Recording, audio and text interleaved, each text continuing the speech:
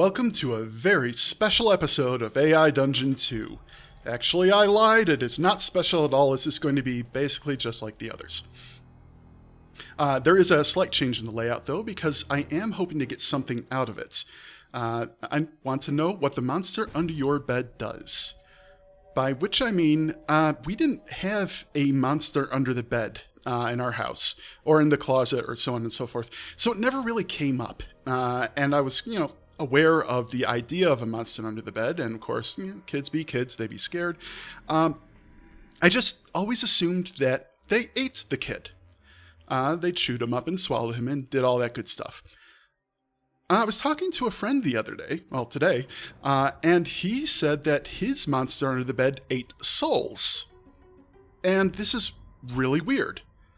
Because to me, the idea of a soul, of course, is that it is completely separate from the flesh. Like, that represents who you are as a person, if not, your personality exactly. It is you, it is the part that will live on after death, and whatever happens to your body, the soul is inviolate. Like, let's say that you get mauled by a bear. Your soul is fine. Let's say that you go into a haunted house, and a chandelier gets dropped in your head, or you drown in a river of blood. Your soul is still fine, right? It's a shitty way to go, but your immortal soul is not in danger. In order for something to endanger your soul, it needs to be like some kind of pure malignant evil. Or, of course, you need to do something terrible, like, murder an orphan, kick a puppy, something that would endanger your soul in some other way. But, in terms of encountering a creature, if a demon ate your soul, a demon ate you, then that would be a problem for your soul, probably. Or something along those lines. While the monster under the bed, I always thought was just kind of a cryptid. Like a chupacabra under your bed. Or a bear that happens to be under your bed and is very scary. So I'm running this stream in the hopes of getting a few answers to this question, because now I'm wondering, is it regional? Is it like different cultures have different ideas of what that monster under the bed wants to do? And whether that be nibbling on your toes, eating your soul, dragging you to a terrible place, I would like to know. Hopefully nobody gets too risque, because I don't want to know about that. I can get those kind of answers for myself. Since this is naturally a spooky scary question, I have set up a spooky scary background and am going to do something along the lines of trick-or-treating or something Halloween. Other updates or other catch up on conversations.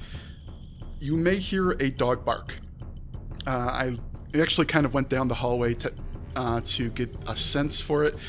It is literally next door. That is my neighbors, and that is why that dog can be so damn loud. I apologize if that comes to the stream. I actually don't know.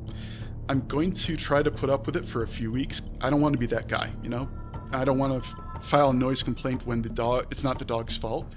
But if it keeps up and it doesn't seem like they're training the dog into it, well, we'll see. I don't want to lose sleep over their decisions. You also have heard a cat. The cat is mine. She's 20 years old and she can yell all she wants. This is her house. I don't think anybody can hear her next room over, so I'm not a hypocrite. Other than that, I also achieved Achievement Unlocked type situation. I had a PM in my inbox after the last stream. Somebody said they would give me 30 followers in return for my going to their channel and donating. Lovely!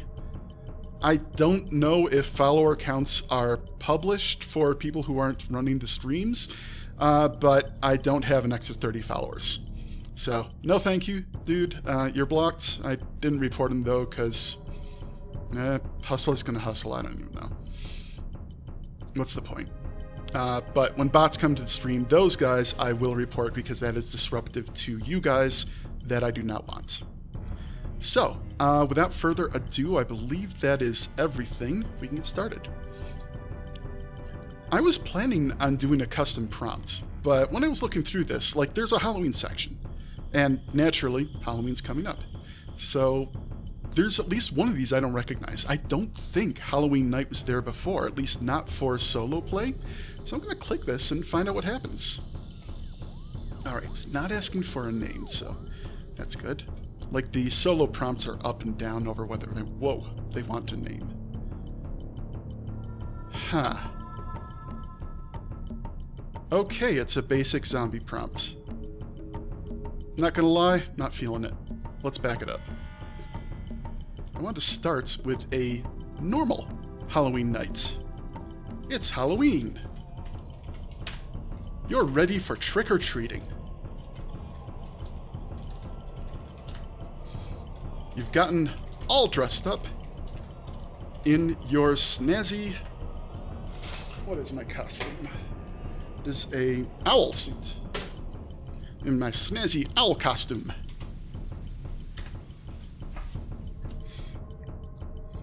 Shaking out a pillowcase to carry candy in, and plotted out a route to all the best houses to get lots of candy and have a good time. The sun is set, and you walk down the street, making your way to the neighborhood with the good stuff.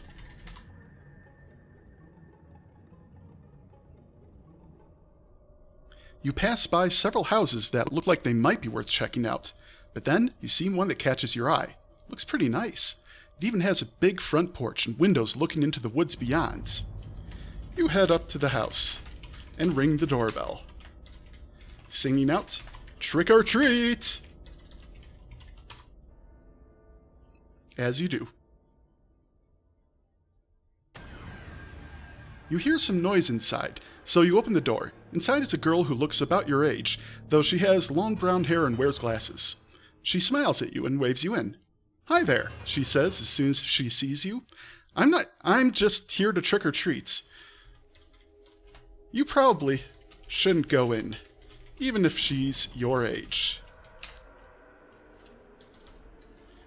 You hold out your pillowcase hopefully. "Trick or treat?" you say again. You have to choose one.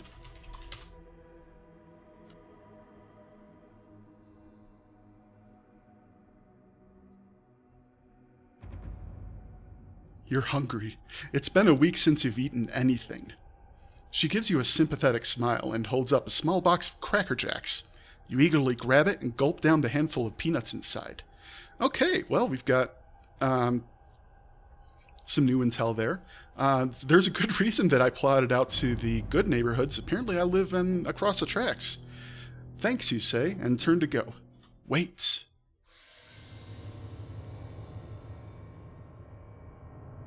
You wait.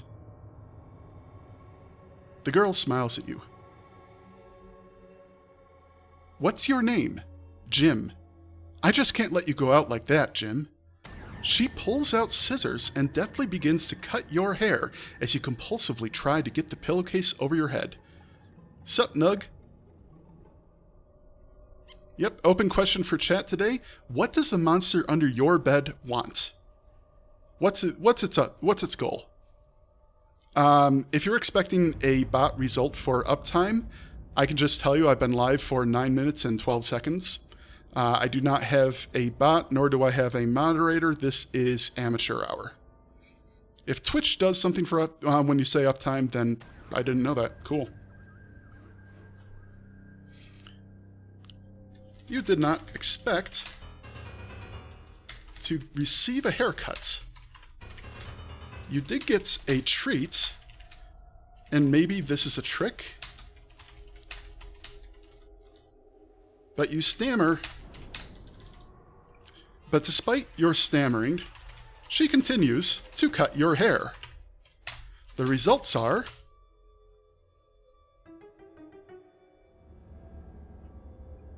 mixed, and she's even kind enough to try to explain how to do something called a comb over. "You wouldn't happen to have an extra pillowcase I could have, ma'am?" You ask hopefully as the hair falls around your feet. This pillowcase... The truth is that you're holding your only pillowcase. You have to stuff it with dirty laundry and sleep on the floor because you're poor.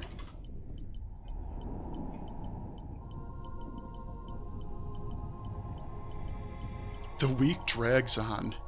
All right, try that again. I have an old scarf you could have, she offers. It's nice, red, and... That works. You're desperate enough to take anything at this point. Thank you, ma'am. She takes out a drawer and pulls out a fine-looking red paisley silk scarf. You accept the silk scarf gratefully. Maybe you can sell it. Though you kind of want to keep it.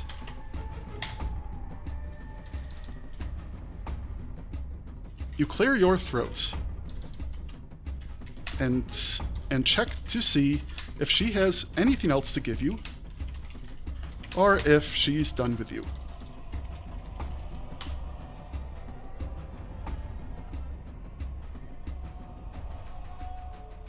Thank you, ma'am, you say again. All she has to offer is directions to the nearest Goodwill, but she stresses it's much better than the Salvation Army. Though you wouldn't want to wear anything from there, she explains. Why wouldn't I want to wear anything from there? You ask.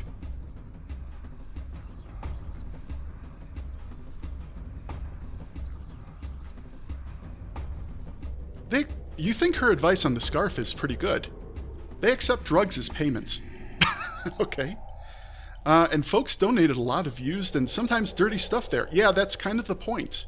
That is literally the point. She takes your hand and leads you out of the door and down the steps like you're 5 years old. And she tells you, have a nice day. You continue trick-or-treating. Trick-or-treating. But you can't help but think about that nice rich girl. You wind the red silk scarf around your neck against the cool of the Halloween nights. The scarf tingles. It tingles. Perhaps it is supernatural. I don't know. I'm just throwing that in there. No doubt it's brand new, but it feels warm against your skin. Better than the tingling is the way the silk slips through your fingers as you move around. It really feels great. And you decide that you'll try to keep it nice and clean so it will always be that way. I don't know why. I think I need to recalibrate face rate real quick. It has me on an angle all the time. All right, here we go. All right. After a few houses, you've amassed a nice pile of candy in your pillowcase. You can eat off this for days. But then, down the street, you see bullies lurking. Seniors in costumes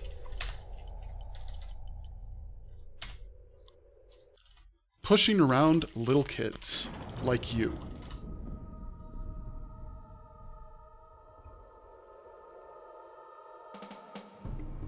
They certainly look like they could use a good solid punch in the mouth. You're a good kid. You don't start trouble with older kids. You try to avoid them. But one spots you.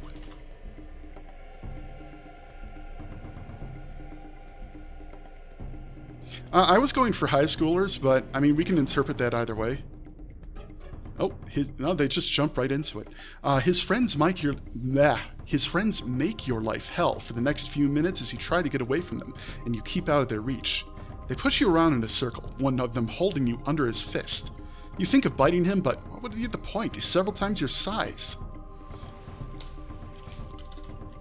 You call out, stranger. No, I don't want, you know what? I'm not going to say stranger danger because I don't know what direction it's going to take that. I'd rather not find out.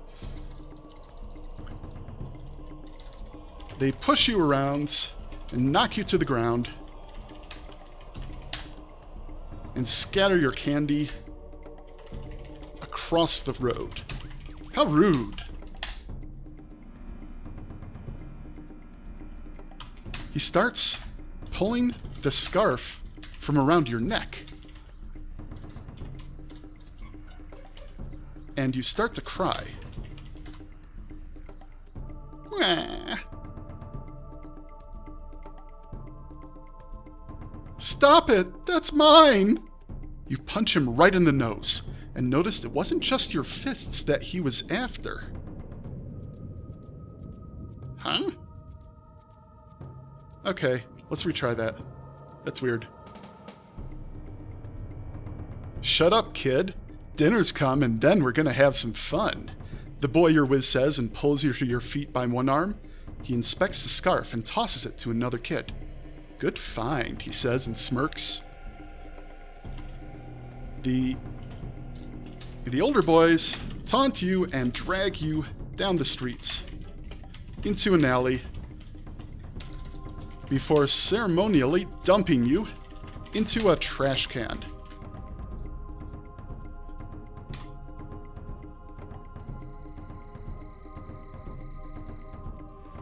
Serves him right, the boy that found the scarf says to whoever's around. Like, he just looks around for some bystanders just walking by.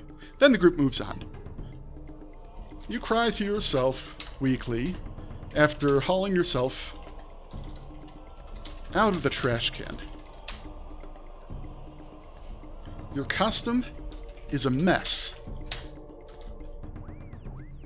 You've lost all your candy, of course, but more importantly, he stole the silk scarf that was precious to you,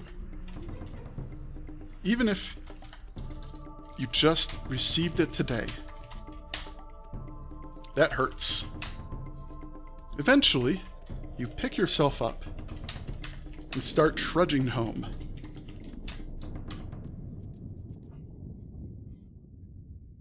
Older boys, man. Your mom will be worried. You don't get to move too far before you hear, "Hey, white kid!" You turn around and see one of the older boys waving at you with a scarf in his hands. He jogs up and lets you take it before running off. You clutch it thankfully. Maybe there is some good in the world.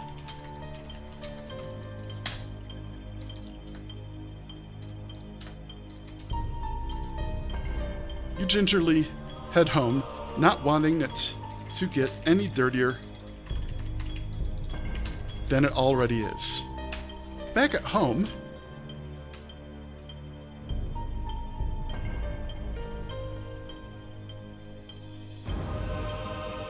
you carefully wash and dry it so it's nice and clean before going to bed.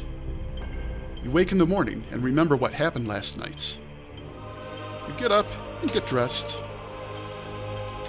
to go to school. Because I guess, I don't even, what day does Halloween fall on this year? It's a Sunday. Yeah, so you could have to go to school on Monday. Or it could be a year that's not 2021. I mean, dealer's choice.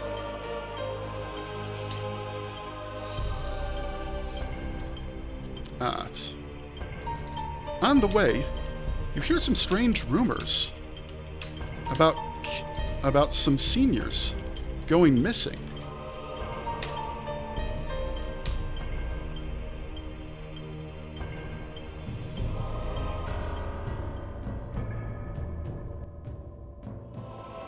One of your classmates happens to mention it as you take your homeroom. The rest of the school day passes in a blur, the kind that's filled with study and no play. There isn't time for prank calls or goofing off. You manage to keep getting good grades. At the end of the day, there's a quick announcement asking if anyone has information about the missing kids. You realize that the bully who tried to steal the scarf is one that went missing. You can't help but feel happy about it.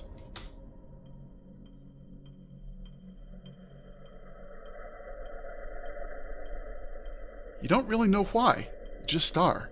They must have deserved it. You know why. Okay, the rest of that, however, is dumb, so even if it makes you a bad person. But then you realize you know where another one went. These... what? You don't know where he went. I don't know whether I should keep that or not, but... you know what, I'm going to get rid of this because that's weird. Hey kid, wait up. This I will keep because this is promising. You turn around and see...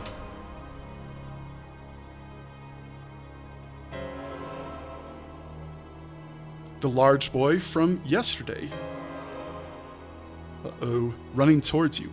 You almost go into full-on angry panic mode, but decide to listen to what he has to say. You see him ogling your scarf and grin. Nice scarf, he says, looking up at you. You nod once before folding your arms across it. Don't touch me again. Wait a second. Large boy from yesterday. So that must have been the other guy. The one who called me White Kid. Thanks for returning it. You mumble. I really like this scarf. I really like it. It's a scarf.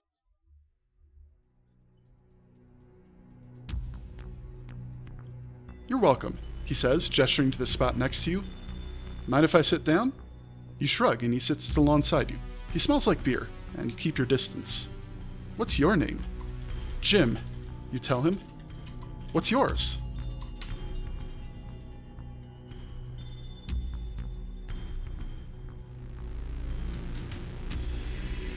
Mike. I'm sure the police will find them. He sighs, scratching his hair. They're probably all passed out somewhere. Probably should have left them to sober up rather than sending out a search party. He laughs almost bitterly to himself. I don't care if the police don't find them. You mutter. They're creepazoids. They're bullies.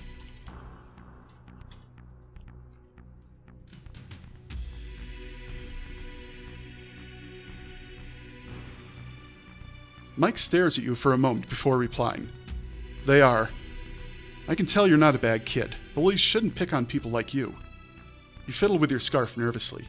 You never really met anyone who stood up to bullies before. Why did you give it back? You sniffle.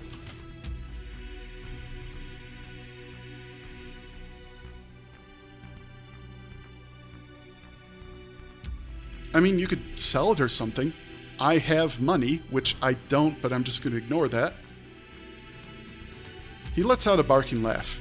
Oh, no way, kid. Stealing from little kids? Not my style. And I think your scarf is the only clean thing on you. That's got to be worth something. You nod numbly, hugging the scarf to you. A girl gave it to me. You admit? A rich girl. In one of the good houses.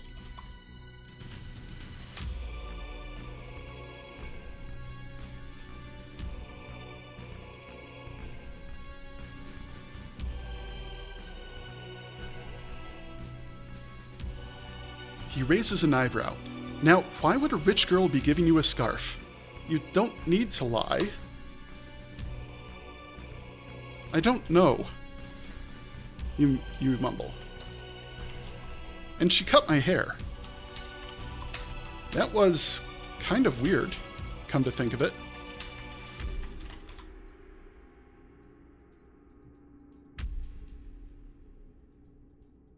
She just asked if she could cut your hair, and you said yes because you thought she was cute. Huh. Sounds like you'd better stay away from girls for a while. He laughs, then gets to his feet. Why? You say, standing as well.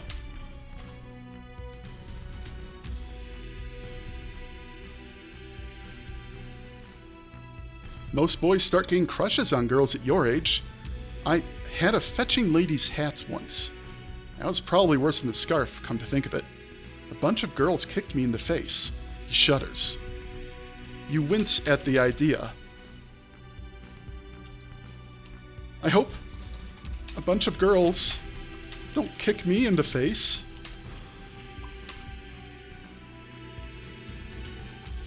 And that's what happens when you wear clothes that they give you. Don't worry about it too much. It'll happen, Mike says. Just stay away from girls, all right, kid? You nod, though you know it's an issue that will probably never completely leave you go. It'll never completely let you go. It'll leave you alone. Some combination of that. The issue will persist. You head home and do homework and chores and try to avoid your dad, who is drunk again. That night, there is a call for you. How strange. There's never a call for you. You pick up the phone and say, hello?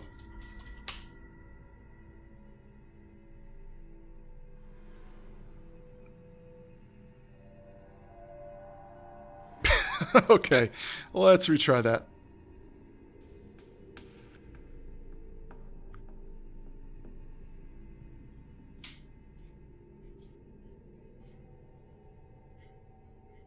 I guess this is Mom on the phone. All right.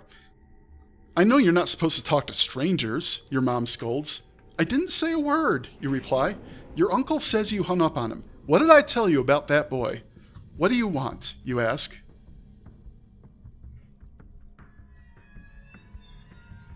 I'm supposed to be getting supplies from the party. The store. It's supposed to be a surprise. I won't be home in time to... You finish taking out the trash as Dad comes into the kitchen. Did you finish taking out the trash? He growls. Did you finish taking out the trash? So both parents are drunk and cheating on each other a lot, I assume. Yes, sir, you say quietly. I took out the trash, just like you asked.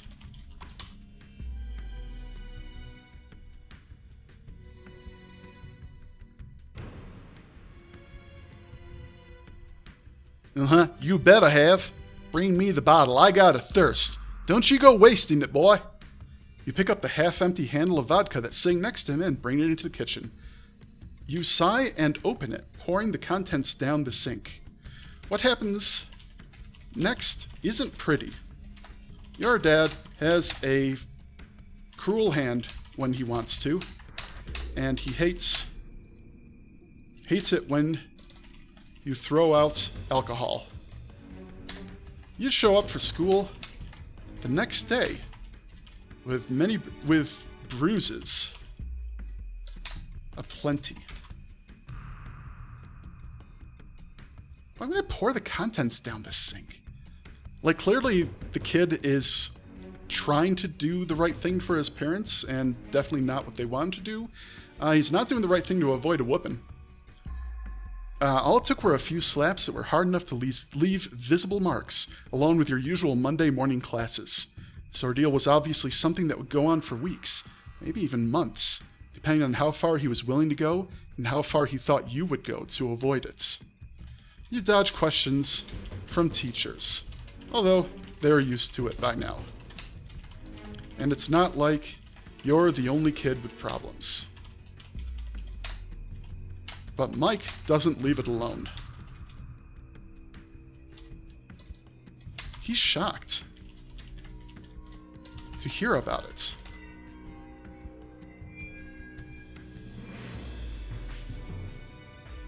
He can't imagine Mikey doing such a thing to his own brother. That's why I hate that guy. You think to yourself, man, it's a good thing we're not in high... Okay, let's retry that. You've got some balls, kid, he says. Not bothering to answer right away, you put your hood up and you walk home with Mike. The two of you avoid eye contact. This conversation was uncomfortable, and you were relieved when it was over. But when you get home, there's a police car in the driveway. A detective stops you before you can enter and gets your name before telling you that Your dad isn't there anymore. Out of the corner of your eye, you see them loading a gurney into an ambulance with a sheet over a body.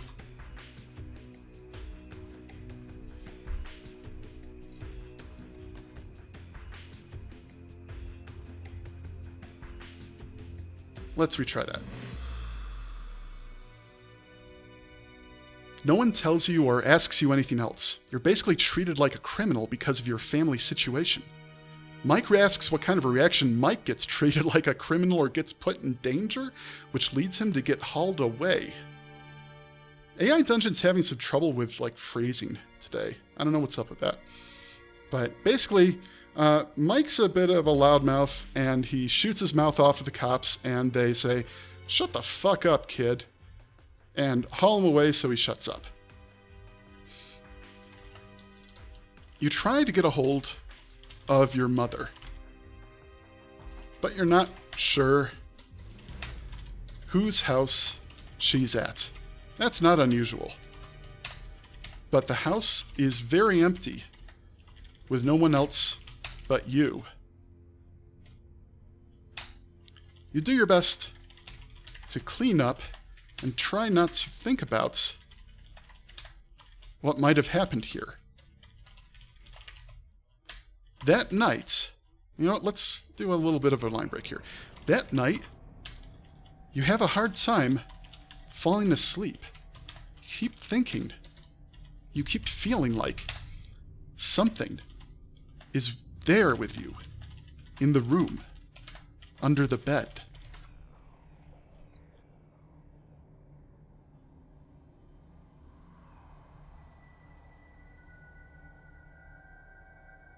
Watching. You just can't shake that thought. Except, of course, a real crocodile would be bigger than that entire area. Then again, with the weirdness of this all, who knows? You decide to barricade the door just in case something is trying to get in. Finally, you fall asleep.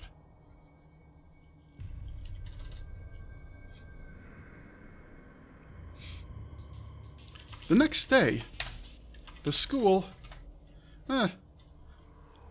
Next day's school is pretty normal. No one asks questions about your father. But the bullies from the upper levels, from the upper grades, have plenty to say about it. Taunting you and describing gory mutilations that might have happened in the murder of your father. Is mutilations not a... Okay. Oh, I've got mutilation. Okay, mutilations that might have happened in the murder of your father.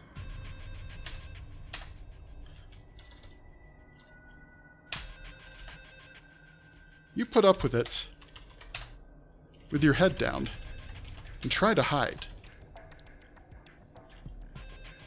You don't expect to be found by her, but you look up in the library, and there she is. The rich girl who cut your hair and gave you the scarf.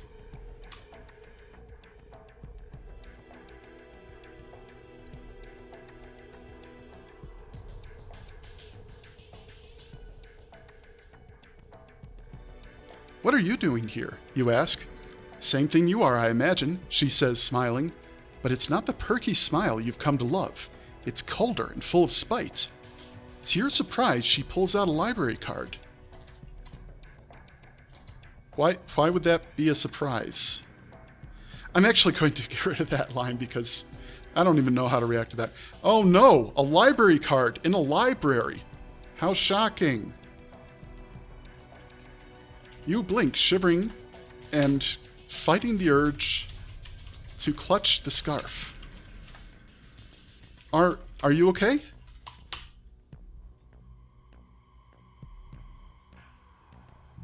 Excuse me.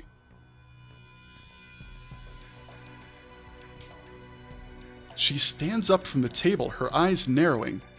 Don't pretend. You know exactly what I'm talking about.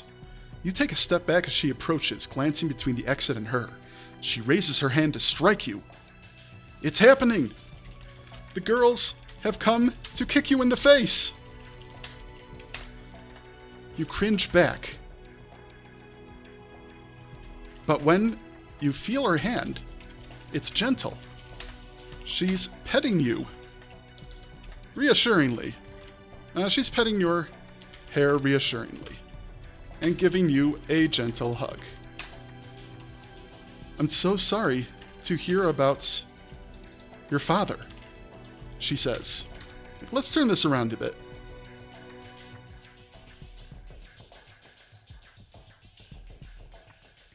If there's anything I can do, let me know. I know this is a difficult time for you, and the world's no easier right now. But if there's someone you can talk to, it should be someone your own age. Got it? You squeeze her back, nodding. You spend some time with her. You learn her name is... ...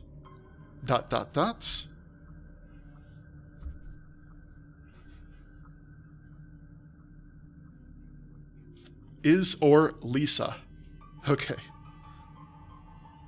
She's from a divorced family, the mother of which has all but completely given up on life. They've just been waiting out the outbreak. Should I even remove that? Because this is 2021. We are in the middle of an outbreak, aren't we? It's not necessarily a horror outbreak. I am going to remove it. Doesn't seem relevant to the story. Okay. She's alone in the house, just like you.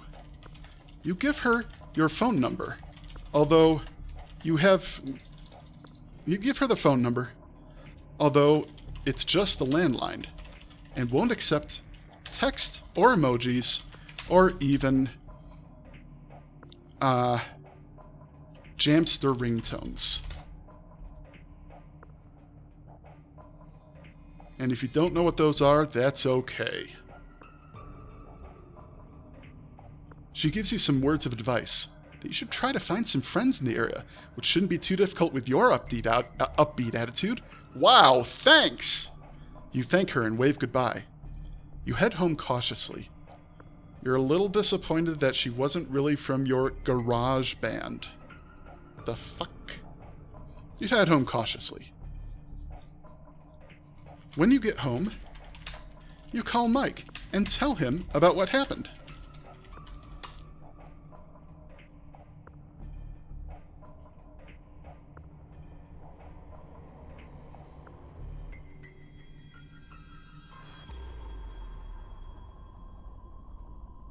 Okay, no. He swears, but you persuade him it's really for the best.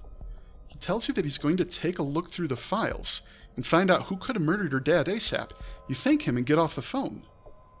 It's strange, but Mike is the son of a police officer and can apparently get at that stuff.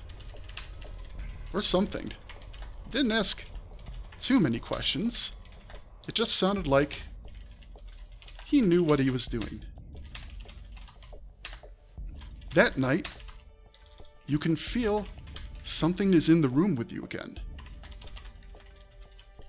It feels, again, like it's under the bed. Like it's breathing or something. It's hard to, I don't know exactly how to do the, vague, ominous undertones when you don't have musical stings and you don't have camera angles and shadows and shit to play with. It's not exactly like fear, though you are afraid. It's something more instinctual than that. You try to shake it off and eventually manage to fall asleep. Thankfully, you wake up the next morning with all of your bits attached. At school, the bullies have quickly forgotten about you due to the new exciting bit of drama from the hockey team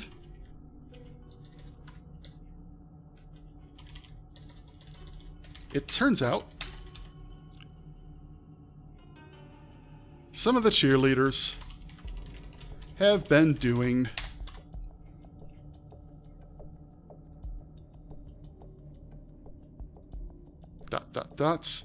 question marks. Even the AI doesn't want to talk about it. Urch things. What the fuck is urch things? Church things?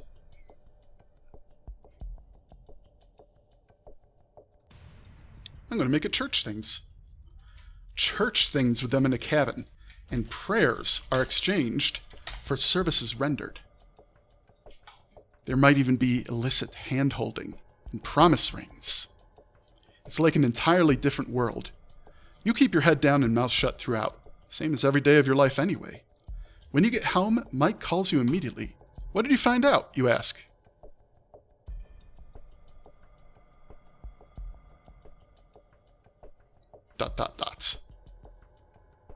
I found out that it wasn't any of the girls in school.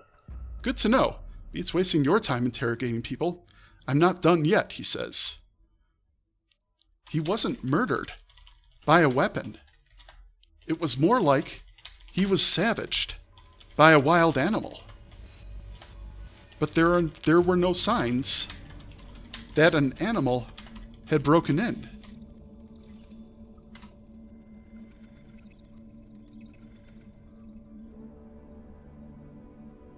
Like a what? I'm talking about a wolf. Probably one that was brought in from outside to commit the murder. Oh, well, that's original. You hang up after some further pleasantries, confused beyond belief. Your dad had been a piece of work, and you're still not sure how you feel about his going missing, about his death. Less bruised, but he was your father. And now that he's gone, you still don't know, you don't know who's going to pay for things.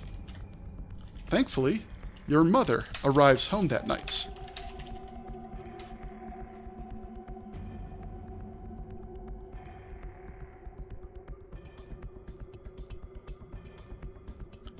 A long shift in the hospital, had meant she was able to get some shifts from sympathetic coworkers. That night, you head to bed early. You even sleep without a light on for once. The presence seems to be missing. Your mother isn't up when you go to school, but she's probably still asleep. It's probably fine. Probably.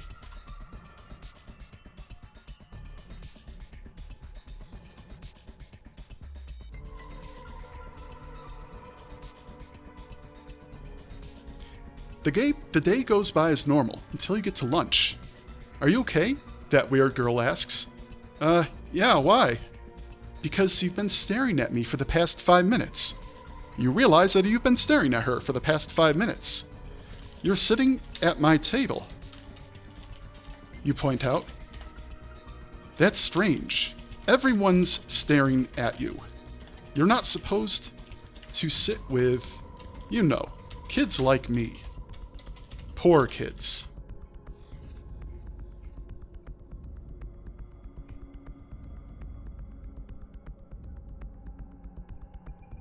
Your mother? Okay. Let's try that again. Okay. You know what? Let's just retry it again. You get treated bad by your father and friends. You have a totally normal life. It's not a problem for me, I guess. The girl whose name you absolutely know, I think. You did get her name, didn't you? Lisa. Yeah. Whose name is Lisa, smiles under her absurdly long hair. What does she say?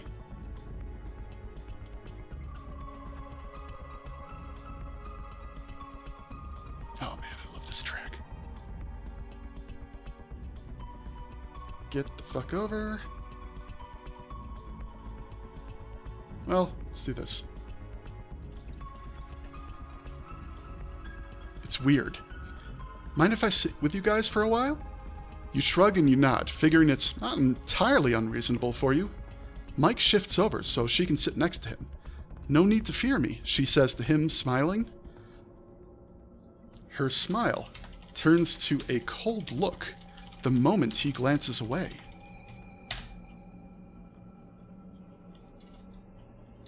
It almost resembles, it resembles the look she had when you met her in the library. But the moment he looks back, her face is warm again, and you start to wonder if you'd imagined it. She seems nice. Everything seems nice.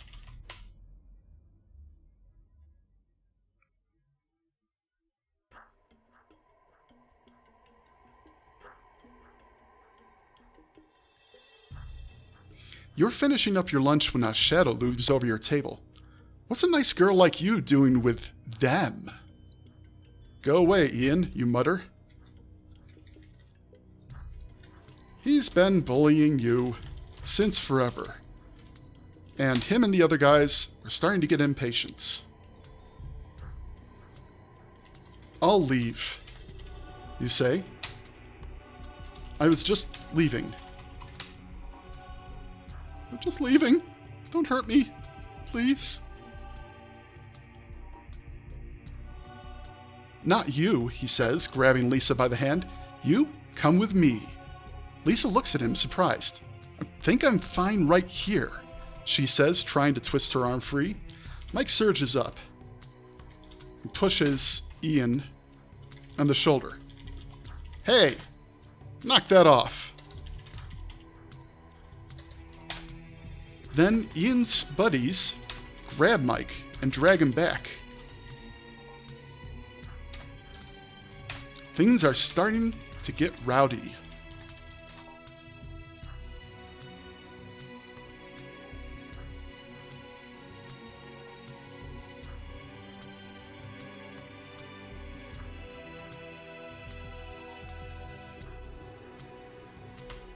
What's your problem? Lisa screeches at Ian. You're just a stupid, jealous asshole. All the onlookers start booing.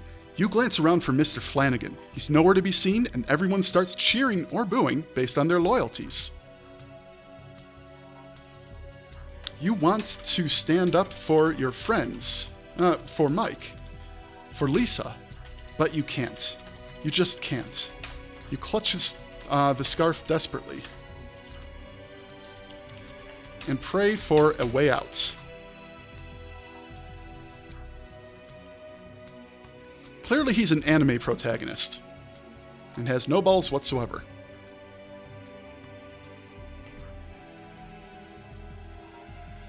You don't belong here. The teachers will fix this. They can do that, right? Right? All you can think of is plaid, the color plaid, and failing and fear and death, and you wake up in a cold sweat. You're in the school infirmary. You fainted. Right there in the middle of the class, in the middle of the lunchroom. Sounds like a panic attack. Combined with malnutrition.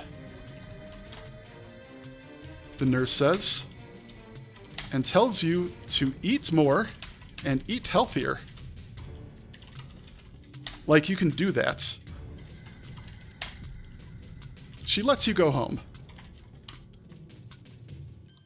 You call Ian to ask if he has, Mike, to ask if he has any more evidence regarding your father's death.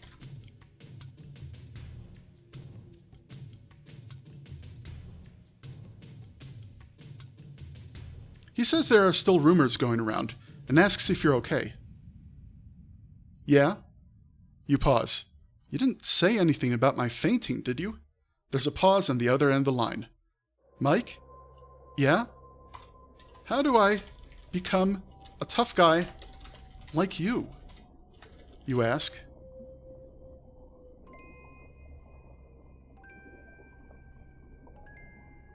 Be black!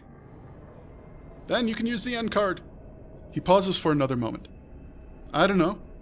Think I should go see a therapist or something? Yeah, sure, kid. That'll help, he says sarcastically. You sigh and hang up.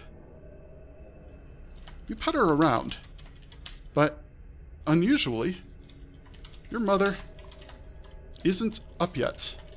Or maybe she snuck out again. As you're making dinner, you decide to find out. You need to find out. Are you setting the table? For 1 or 2. You knock on your parents' bedroom door, call out, and when there's no answer, push the door open. That's when you see your mother's body.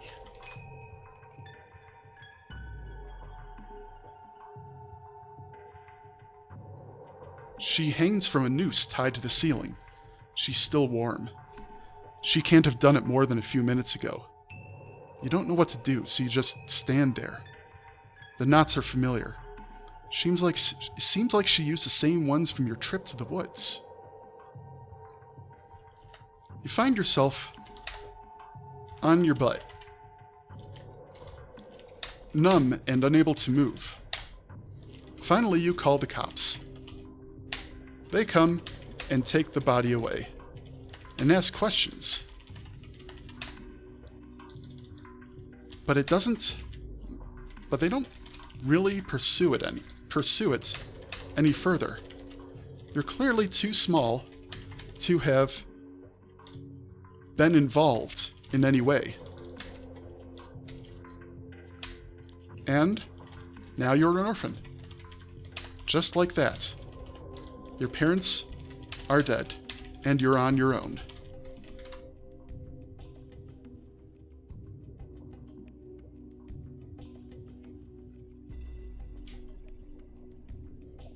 Might be harder than you thought. School is tough enough as it is, but without parents, you can't really afford to stay there. I don't really want to take it in that direction, so get out of there. The cops tell you that the state will help, but they don't say how. And you get the feeling they don't really know how either, or care. You finally fall asleep in your room, sobbing, ignoring the growing feeling that something is in there with you. Under the bed. Under the covers.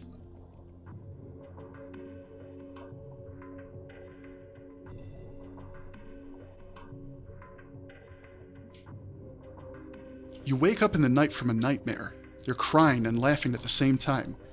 Through blurred and wet eyes, you can see someone standing by your bed. You reach feebly for the cricket bat you keep next to your bed. Sure you do, kid. Before realizing it's your mother. You watch with mounting horror as she steps up on a chair and pulls the noose over her head. And just behind her, you see a tall shadow.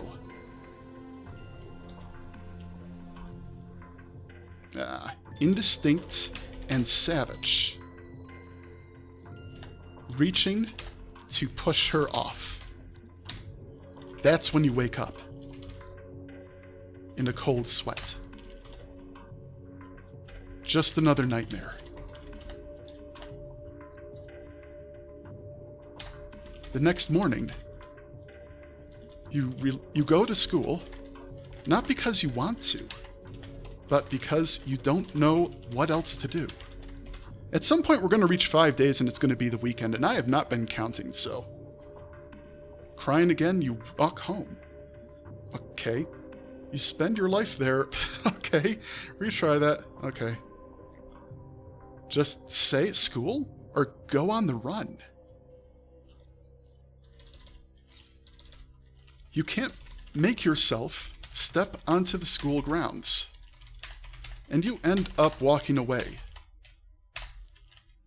You feel like you need to get better, to get used to being homeless. Where do you get food? Where do you get tents? A tent.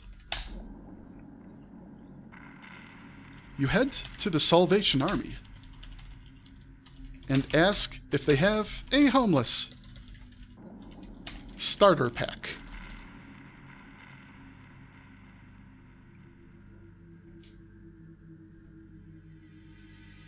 They give you a plastic bag with a couple of blankets and a voucher for a night at a homeless shelter.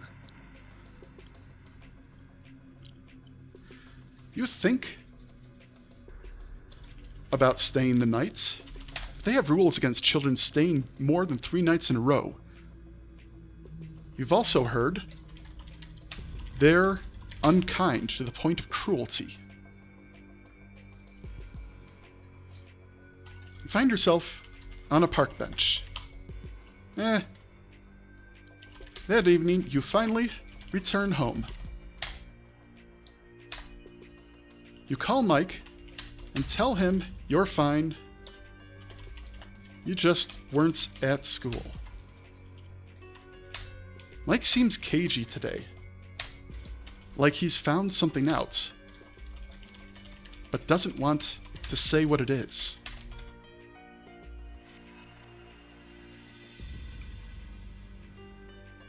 Finally, he says in a low voice, "I need to see you." "What is it?" There's silence and then a hurried goodbye as he hangs up the phone. You know, whatever it is, you won't like it. That night, when your head hits the pillow, you're asleep before you realize it. You have another nightmare.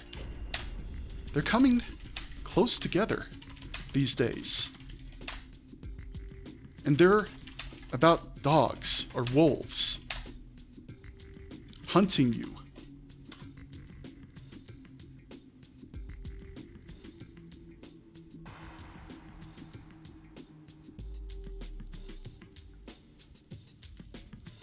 Teeth tearing into your throat, your arms, your legs.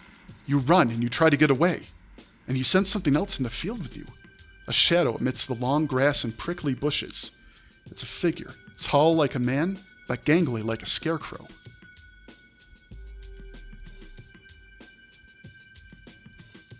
Arms and legs knobbled, and thin like a stick, with joints being swollen out like knuckles. The head is small, neither lacking in neck or hidden in its chest. It's wearing a dark coat which billows in the wind around it. Okay, we've got enough description now. The scarecrow speaks.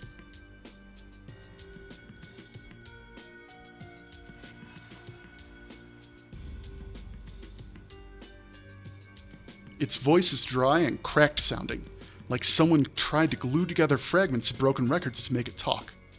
Doesn't sound hateful, or mad, or cruel. Doesn't sound human at all. Run away now! You wake up. The presence is thick in the room, and you want to run. But where?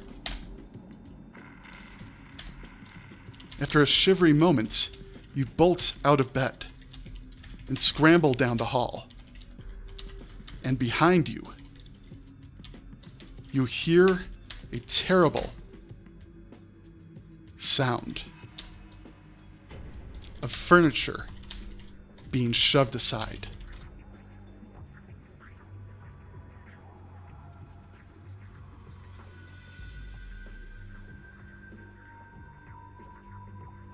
You've left your pursuer cornered, and don't want to know what's about to come next. Downstairs, apparently you can afford a split level. You dash into the lounge, but there's nowhere left to hide. You run outside, barefoot in your threadbare pajamas, and screaming for help. It's a cold and foggy night, and the shadows run long, shuddering and splintering in harsh overhead lamps.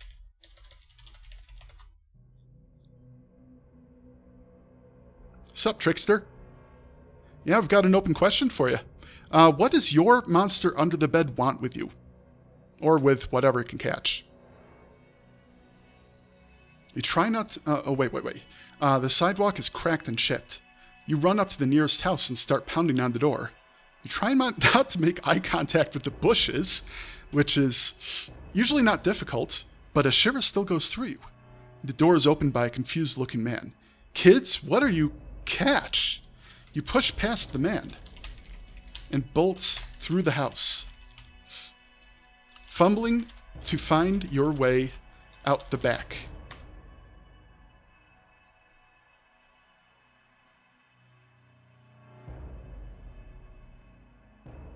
Finally, you reach the porch and you find an open window to jump out of. You land painfully and keep running. Out in the road, you can see flashing lights coming. It's the police. You wave frantically for them to pull over, and they finally do. You explain what happened, tearfully. They don't believe you, and they haul you away. Well, they don't believe you, but they head back to the house anyway, as you're a kid and needs to be returned to your address. It's there that they find the place trashed, as if a wild beast had crashed through it. It's also there that they see the neighbor. The neighbor's crushed body. Another death. You spend the rest of the night at the police station, exhaustedly telling your story over and over again.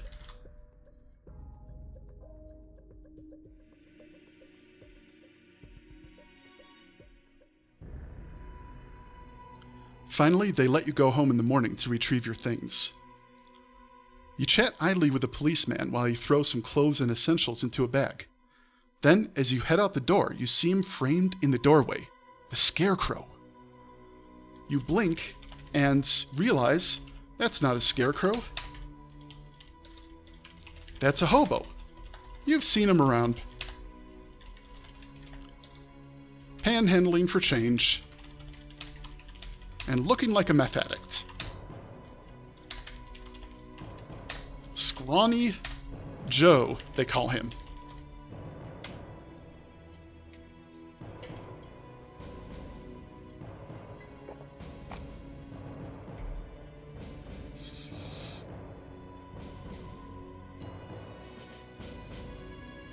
His dark eyes pierce you like spears. You were terrorizing little girls in the cemetery. Seen it myself, I have. Dragging them into the tombs to do God knows what. Police handcuff him and push him into their car. He keeps yelling about you as they close the door on him. Terrified, anew, you can barely hold it together. But you relax. The monster under your bed wants to make your art come alive and cause chaos, forcing you to draw more and more creations. No, that's a good answer. So the source of that question is because we didn't have a monster in the closet when I was a kid. We just missed it somehow. But when I heard about the monster under the bed, I just assumed he wants to eat you, right? Pretty standard monster fare, nom nom. And then I was talking to a friend today, and they said, oh yeah, our monster under the bed, they want my soul. And that just kind of blew my mind, because that's usually not a power that I would describe to the monster under your bed. I would assume that that's only, demons, the higher orders of evil. So if your monster under the bed wants to make your art come alive, that's kind of awesome. Your monster is way more creative than I was. Oh, well, there you go. If you ask your parents or something, like, what did the monsters under your bed want? Did they want to eat you? Did they want to chase you? Did they want to make you eat oranges until you die? Like, is there any is there any variance on this? Is there any sort of regional behavior ascribed to monsters under the bed? I'm now very curious. So we've got Hobo, rambling and yelling, terrified anew. You can barely hold it together, but you relax over the course of the day. The Hobo can't hurt you. And you're no longer at home. Mike visits you at the end of the day. And you finally get a chance to hear what he has to say. And it doesn't make sense. According to Mike,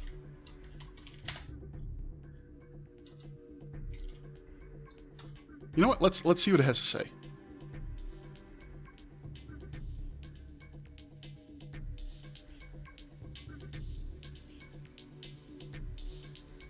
Your sister ran away to go live with her boyfriend.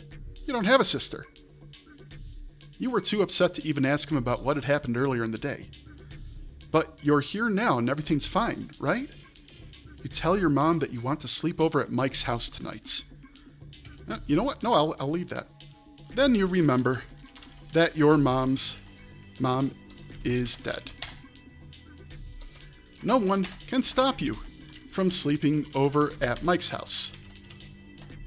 You head there numbly, trying to fit your head around the idea that you have a sister you've never met.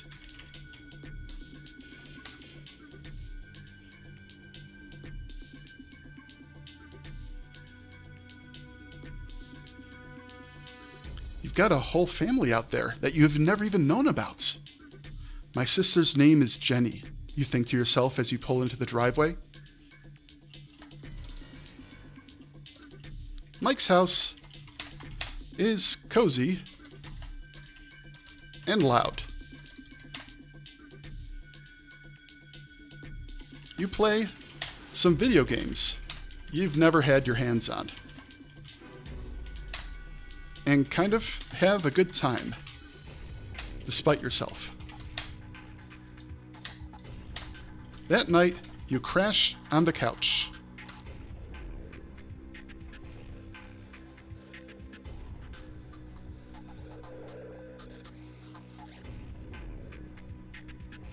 It's just like any other sleepover, really, except for the part where your brain won't turn off. It keeps replaying that memory of your mother's mangled corpse, or that time when you were little and you found those bones in the woods after a storm. You have another vision of the Scarecrow. He tells you to run. And when you wake up, in a jolt, you remember what happened the last time the Scarecrow told you to run. And you fucking run. You yell at Mike to get up and haul him with you. And haul him, dazed and confused, with you out the door.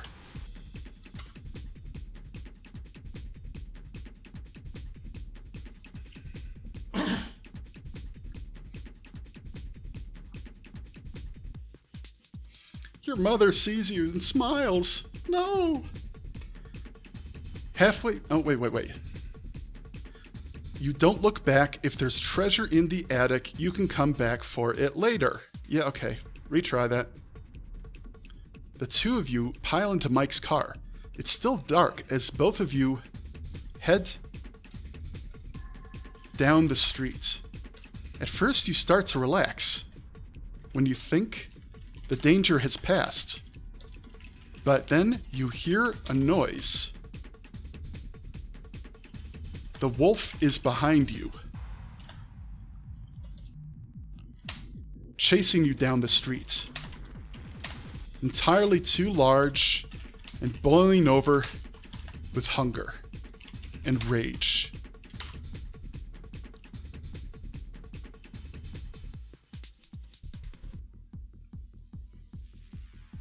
You're going far too fast for either of you to do anything about it now. You both come off the road and into a ditch. The car flips through the air before skidding across the earth. Your skull shatters upon impact with the trees. Game over! Alright, no. Let's retry that.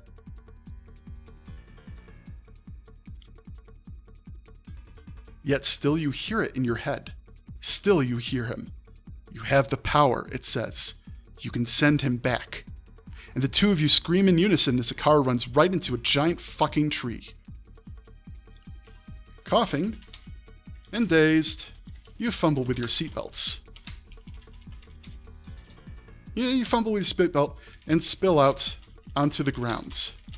The wolf stands on top of the crushed car, slavering and not on 2 feet, and flexing its hands. It reaches not for you, but for Mike. Its attention is all on Mike.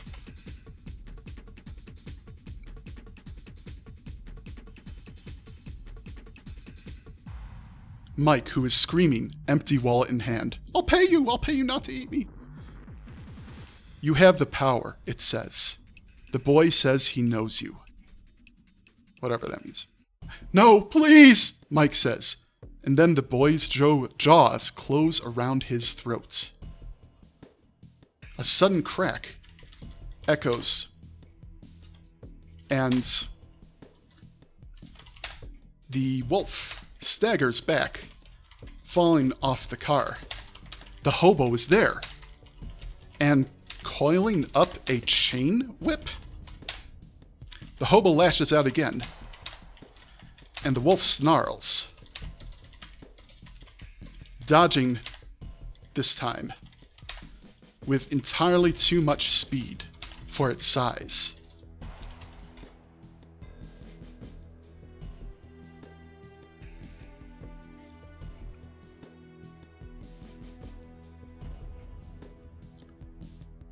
No, fuck off. There's only one wolf. For now. The hobo continues to strike, and the wolf continues to dodge. Then the hobo lands a hit, when the wolf decides to lunge forward and clamp its jaws down in his arm. Fuck you, tramp! The hobo lets out a snarl of his own, and throws down a glass bottle. And when it shatters, a bright smoke cloud blossoms. The wolf does not like the bright smoke cloud. It screams and dashes away, almost too fast for the eye to see, and is gone. You're alone with Mike and the hobo.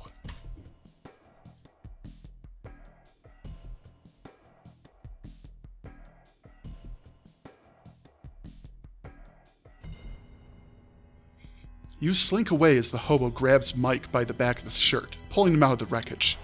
Of course, you have nowhere to go. You're a murderer, a monster, the boogeyman incarnate. The hobo takes one look at you and turns his head to spit. Did it tell you? Now you were responsible? Boy? The hobo shakes his head. First trick. First trick of the wolf. Don't you mind. Don't you listen.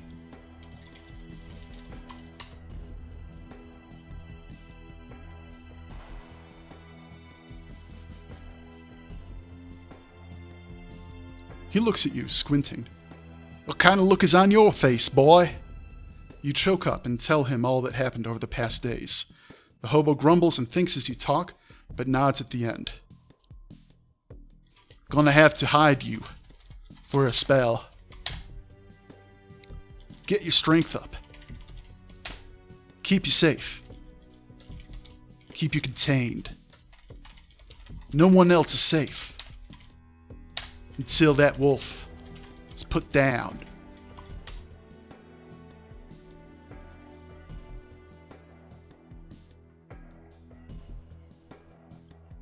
What about Mike? You whimper. Don't you worry about Mike, boy. Wolf ain't having him. He's with me now, just like you will be. Come on.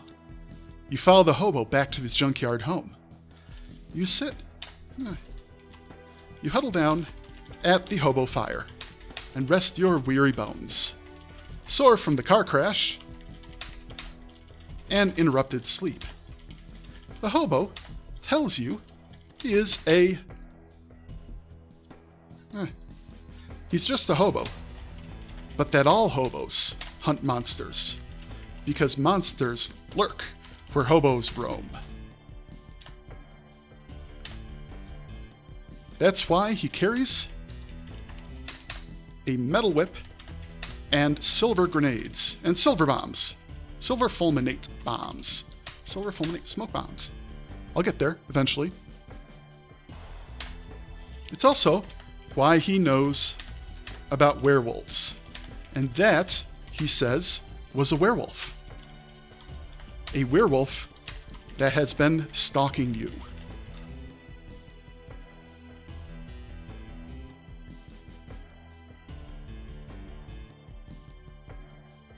Part of a pack that has been hunting the city's homeless for the past few months.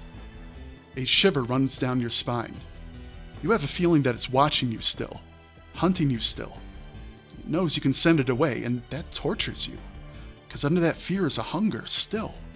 You remember that the bullies have disappeared, that your father has disappeared,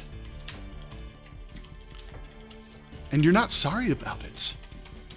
You're sorry about your mom, right? You think? You think so.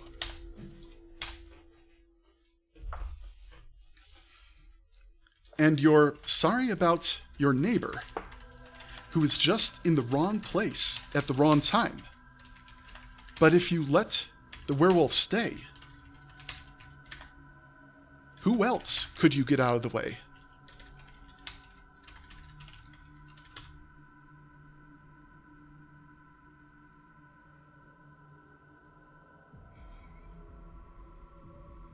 It'd be so easy to send it away. You feel the burn still, like you want to let it out, show it who's boss, let it rule your instincts, your ghetto instincts. That's what you're feeding, after all. The hobo hawks and spits. You ain't got no power here, boy. You got the wrong end of it. You ain't the werewolf. You're just the werewolf's claim, his stake. Once the werewolf decides it wants you, it don't want no one else at your side. So anyone that gets close, the werewolf, the hobo, taps a bent fork against a tin can meaningfully. Food.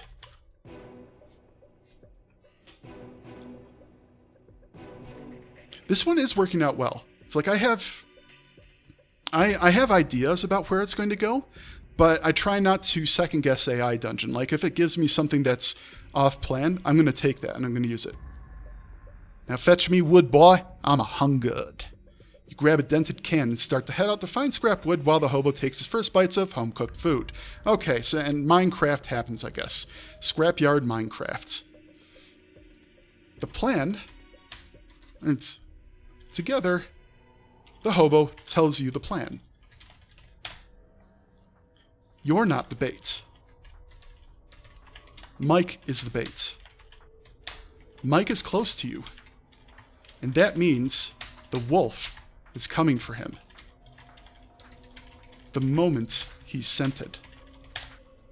You look at Mike with pain and sorrow in your eyes. You never meant for him to be in danger. And you tell him that. You're so sorry that he helped you that day.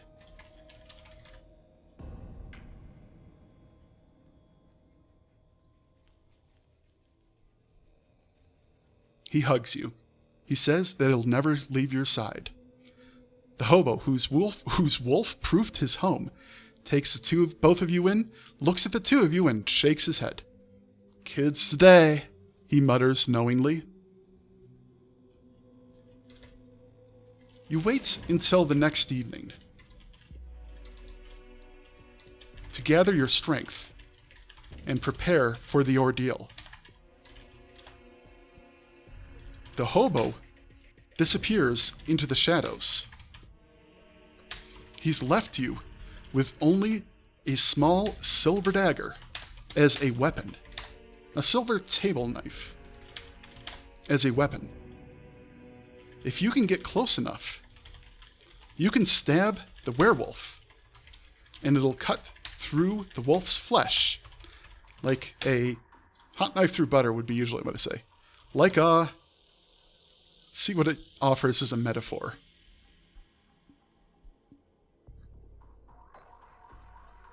There it goes.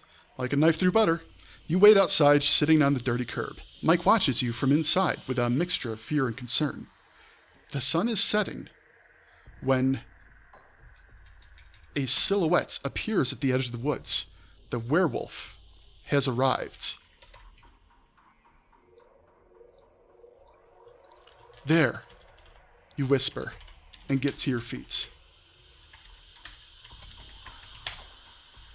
Mike spots the silhouette and rises as well, thumping his fists together.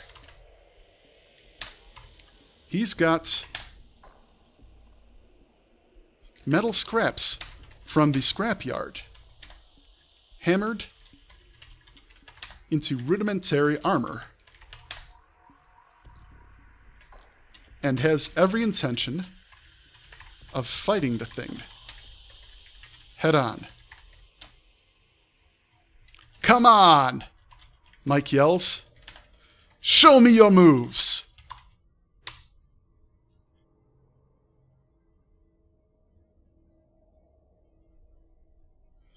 The werewolf turns to survey the both of you. Its ears perk up. It seems to grin, and it alters its course towards Mike. You open your mouth to warn him, but it's already too late. The werewolf's faster than you. Mike charges in with the speed of with the inexorable strength of someone who tried out for football at least once. He gut checks the werewolf.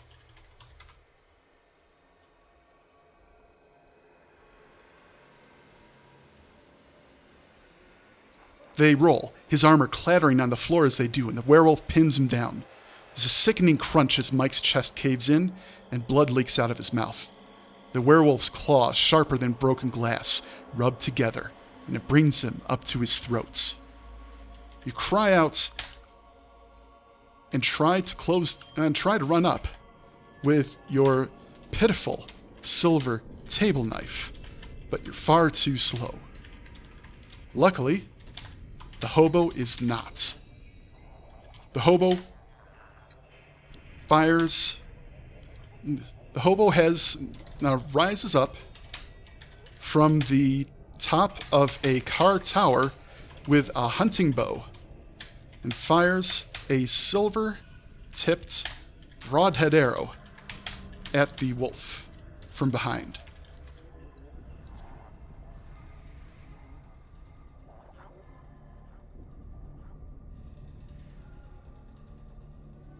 The arrow buries itself in the werewolf's back, and it howls. Bloody foam gathers at the werewolf's maw as it prepares to leap up and turn towards the both of you. The hobo fires off a second arrow before the first one has had time to realize, and they both hit true. You race up to Mike and drag him a pace away from the fallen werewolf.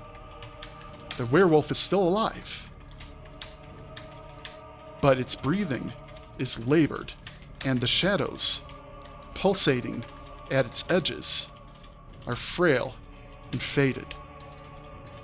Its strength is clearly being sapped by the silver.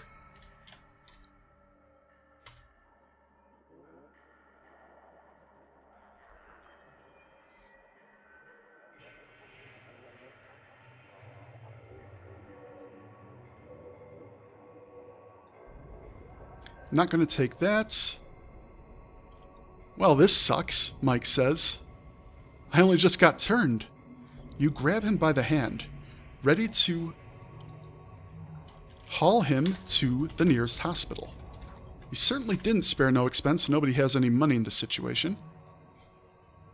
The hobo is trotting up to you when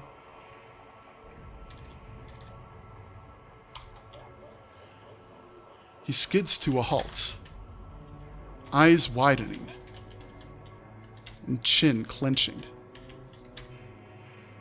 Shadows are rising all around the junkyard, all around the scrapyard. 2, 3, 4.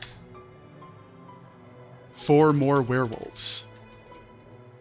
The howl goes up, and the joined throats chill your blood. They always hunt in packs, the hobo says. But I'd hoped the challenge would keep the pack at bay.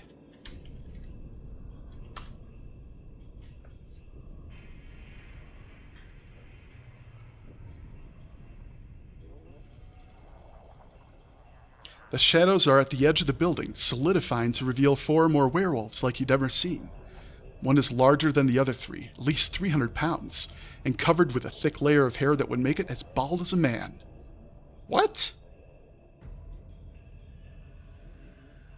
So, like, he's as hairy as a man can be bald? Okay, I'm not going to I'm not going to question it. There's a big one here. It's clearly Alpha. Alpha has showed up. The Alpha stalks forward. The larger one, clearly the pack leader, stalks forward as you drag Mike further away and haul him to his feet, coughing but alive.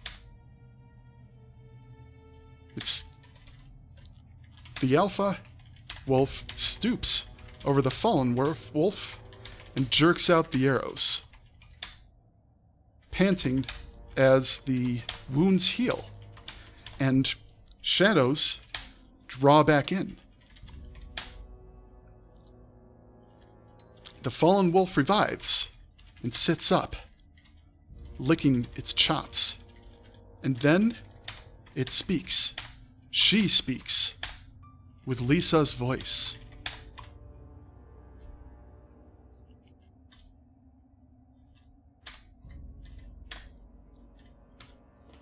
And I can't think of what she's going to say, so I'm going to let AI Dungeon decide. I tried to lead them off. I'm sorry. What happened? Why are you all? The werewolf's voice turns bitter. We're cursed, she says softly. She looks up at the moon and back to you. When we want something, we have to take it. We have to own it, monopolize it. That's just how we are.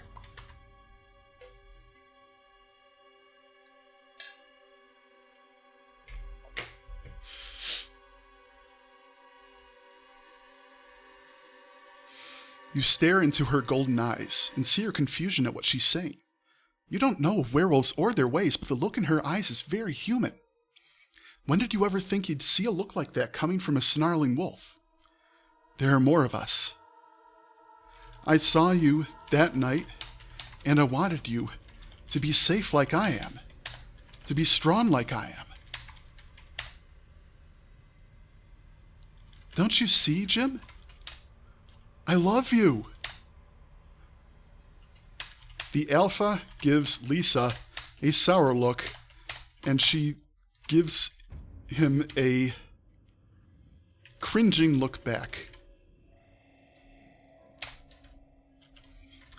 before glancing at you with eyes lowered.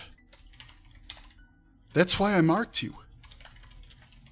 That's why I've been setting you free.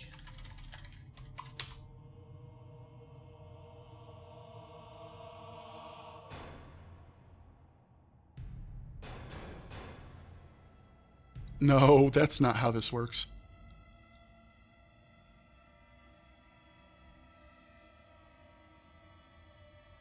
The hobo sidles over and whines. I tried to stop her, O great and powerful Alpha. Your servant begs your forgiveness for failing in his sworn duty. It isn't until he drops to his knees and kisses the werewolf's foot that you realize the truth of it. The hobo is a traitor. He works for the werewolves.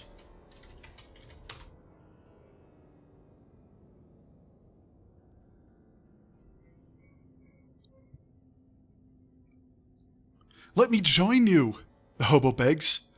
There are others like me, but I want to run with you forever and ever. Won't you please accept me into your pack? The werewolf's jaw drops. An expression crosses his face, far too complex for you to make out. This is an example of something I did not have planned.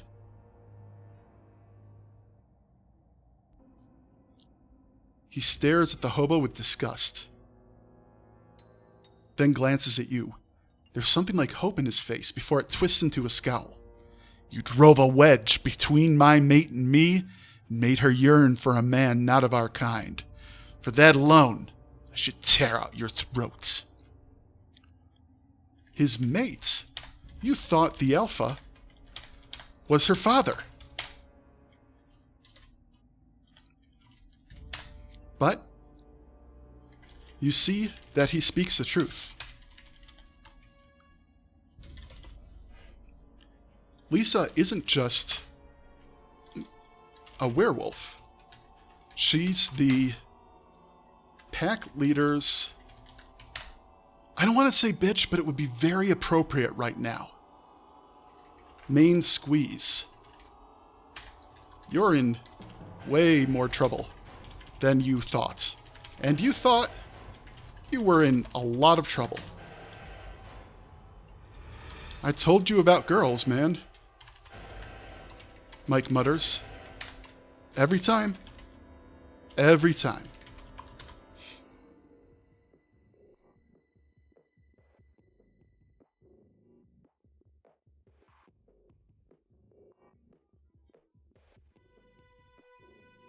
You swear that you'll never, ever do this again.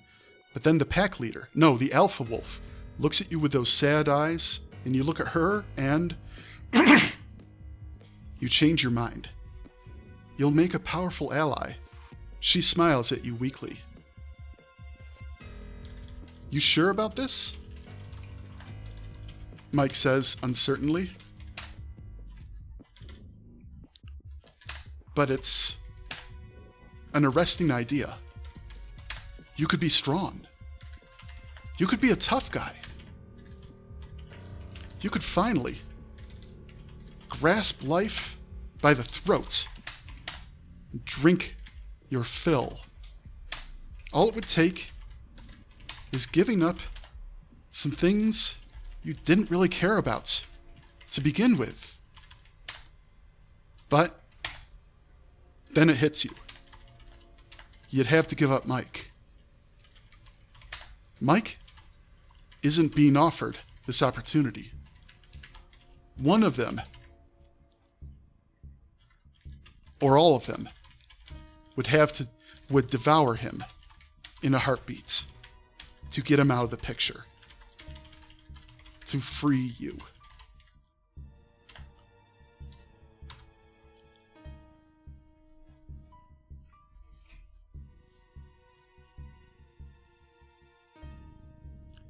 That's what a werewolf does. But not you.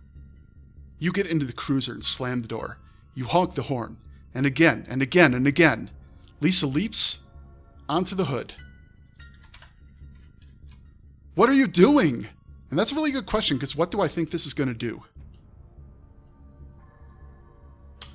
Oh, ask AI in Dungeon.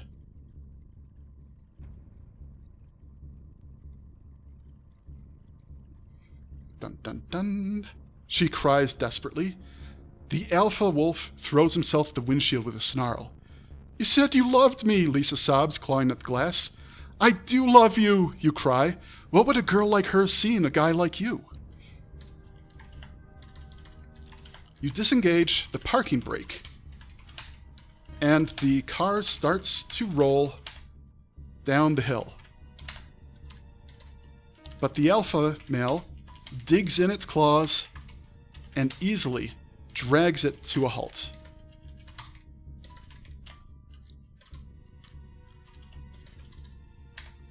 You scramble out the back and run for the hobo.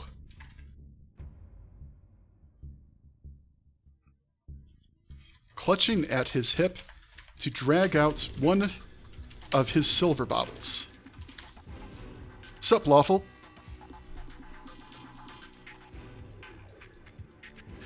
You unscrew the top with shaking hands and take a swill before handing it to Mike. What are you doing? He asks in alarm. Are you trying to get us both killed? We transform, we could tear them up, Hugh admits. But with silver in our veins, they don't dare touch us. It's going to kill us, he reiterates. Silver doesn't play nice with blood. I'm pretty sure. You swallow it thickly, determined to make yourself anti-werewolf. And that's also true. It's the Romeo and Juliet's option.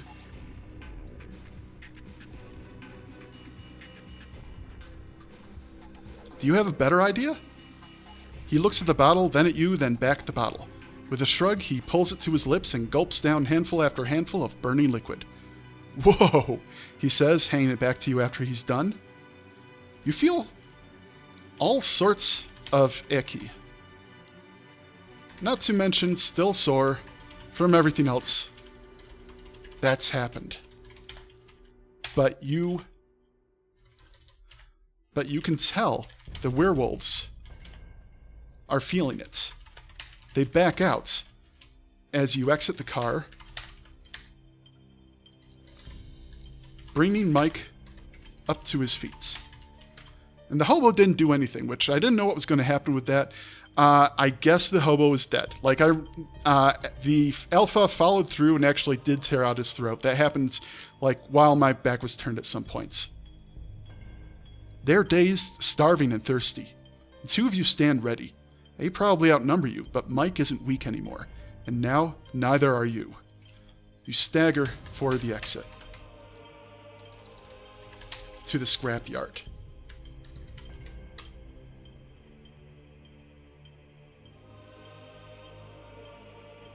The sun is already down, but you're barely making it. You can feel it working as hard as it can to hold off the change. But you've been stress-eating donuts and pizza, gulping handfuls of coffee and energy drinks, and you're not even halfway to Nutrition Town. In other words, you're fucking weak. You make it as far as the exit to the scrapyard before collapsing to your knees at the gates, coughing and dizzy. The werewolves draw near. You can tell they're about done with your shit.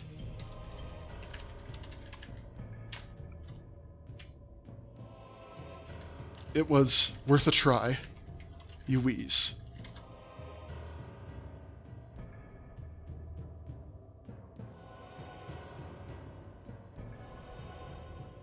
The werewolves attack, leaping out of the shadows, and your mouth floods with spit. The alpha wolf jumps for your throat, but you manage to roll out of the way, Mike slashing a claw at him. I don't know how that works, but okay. You and Mike struggle to stay alive. The wolves are pulling their punches, unwilling to touch your flesh and your skin and recoiling with every brush. But their savage instincts and anger are overwhelming them. And they're starting to tear you apart. All hope is lost. Until a pair of high beams turns on, illuminating the pack. and you all blink up at the dazzling lights.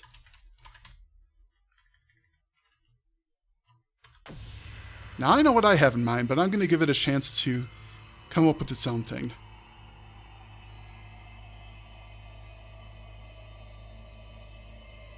Kind of. They yelp and cover their eyes, and you manage to crawl out of the way of the light, grabbing an injured Mike, pulling him out of the road and behind a dumpster.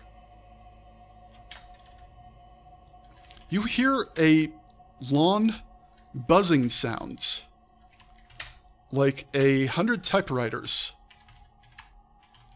all clacking at once.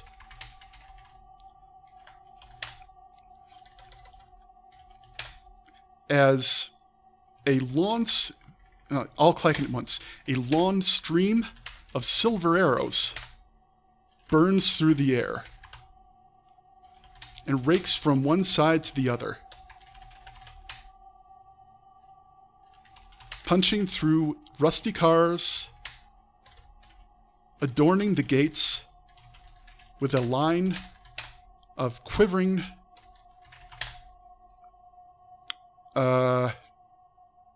hafts? What the fuck do you call the arrow, like, bodies?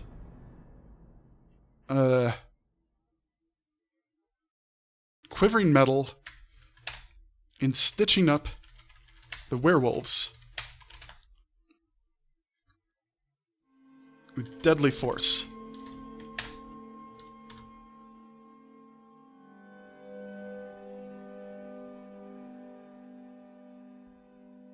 They howl in pain. Several topple to the ground, with some still on their feet, howling and desperately trying to remove the arrows, pinning them to the grounds. A clanking figure stalks forward and pauses in the light. It stops to push up a visor made from a welding helmet, and you can see that it's a knight of forged plates and rusted metal, holding what appears to be a belt-fed silver arrow minigun. A hobo knight.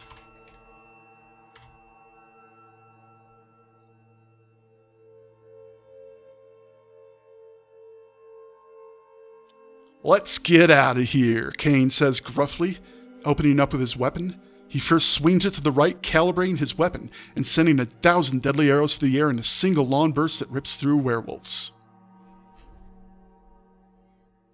Clearly, the hobo wasn't completely full of shit when he was talking about hobos hunting monsters. Holy fuck. When the dust has settled, the dust and the blood, the only movement is Lisa, cut nearly in half by silver arrows. You shuffle forward and sink to your knees beside her, reaching to touch her hand.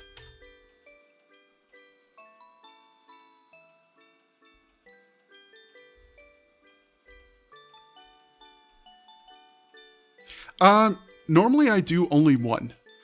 I was trying to do like 3 or 4 hour streams before, in which I'd do like two stories. Sometimes I've kind of shifted that over to 2 hours because I've found that my diction suffers over time. Like, talking for a long ass time just on my own. If I had a crew with me, like if I was swapping off with somebody else, I would have a chance to rest my tongue. And that doesn't really happen here.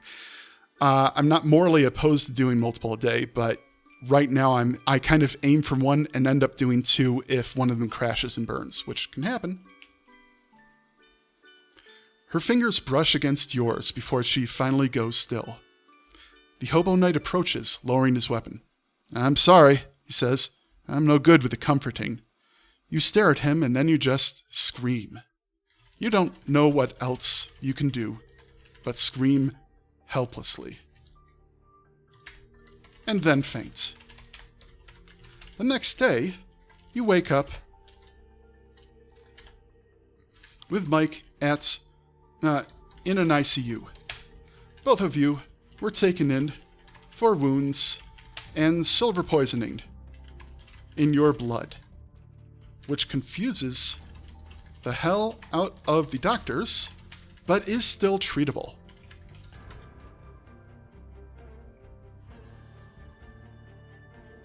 I don't know if I'm going to do another one today. Like, we're coming up on 2 hours, but we're also going to finish early at this rate. You have to pay a shitload of money for the treatment, which will probably have some unpleasant side effects due to your shitty health insurance, or a shitty lack of health insurance. Still, you're going to live, and so is Mike, who's recovering in the room next to you. It's all a bit surreal to you. You get out of the hospital, and the state takes care of things. They tell you where to go and who to talk to. You're a ward of the state now. Though you're a little old to be entering the orphan circuit, there's no one else to take you in.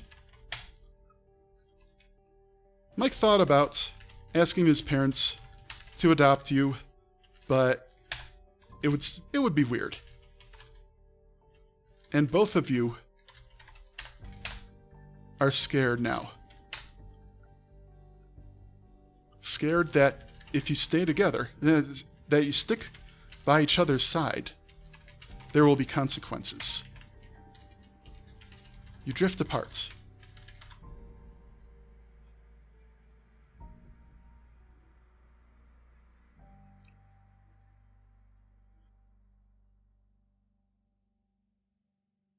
What happens next is something you completely fail to comprehend. The state has a list of volunteers to adopt or take in kids in your position, and tries to pair you up according to a set of criteria. You go through many interviews, and get used to the process, as well as used to rejection. Then one day, you meet someone. Someone who seems like they want to take care of you.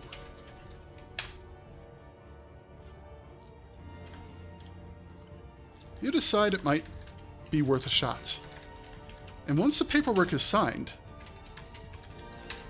and you climb into the car, and you're on the way home, they casually tell you you'd look good in a scarf.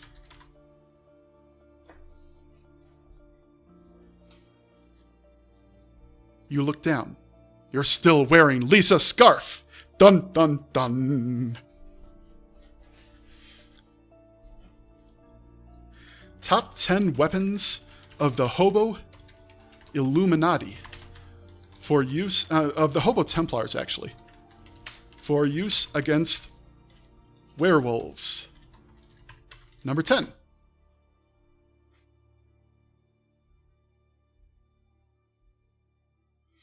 Auxiliary knives. Werewolves are not one of those beasts that become mere putty after you cut their heads off, but given enough decapitations, they can be brought down.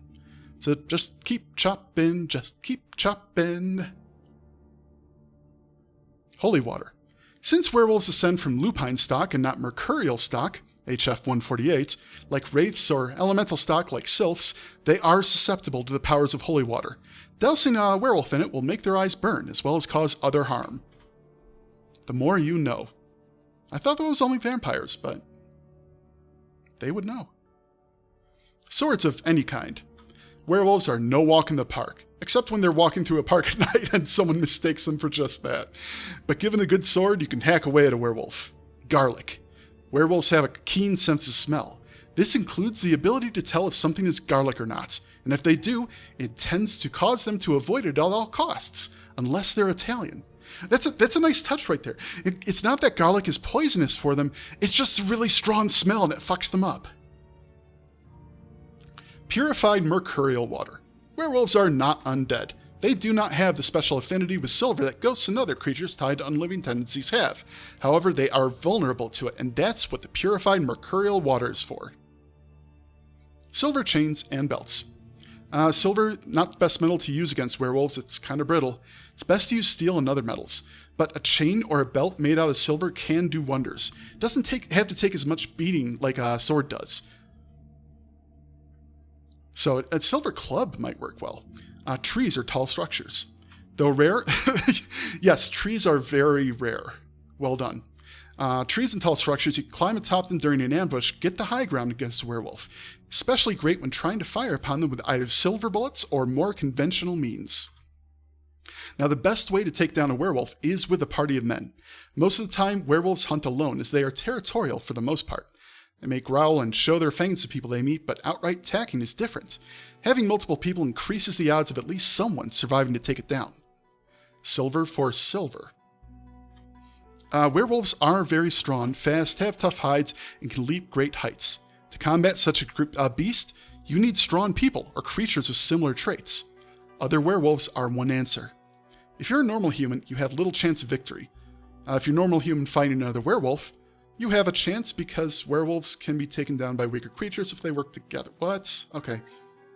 The number one way, though, fire. Werewolves hate fire. Most creatures do. Fire just seems to hurt werewolves especially bad. The flame searing their sensitive flesh not only causes normal damage, but also lightens their hide, allowing less protection from blows. And then it just kind of fucks around. Top 10 albums the Hobo Templars play when fighting monsters. Number 10.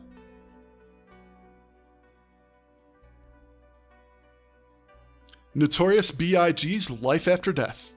It's listened to by everyone. It has to make the list.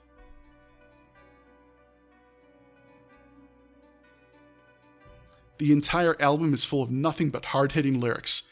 Track that's listened to while fighting is Kick in the Door. Indian Primitive's Psychic Peace, Naked, Universal Breath.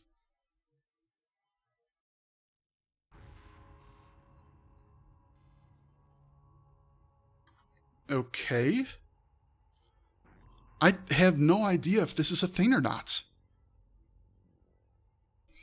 Hailing from Britain, this band mixes the traditional music of India, both original and that introduced by the British, with modern music.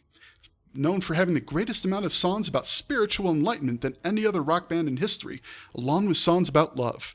Universal Breath is one such song that falls into this category. You listen to this song while fighting the living dead. Metallica's Ride the Lightning. If there's a way to play an album whilst doing something, a metal band has done it.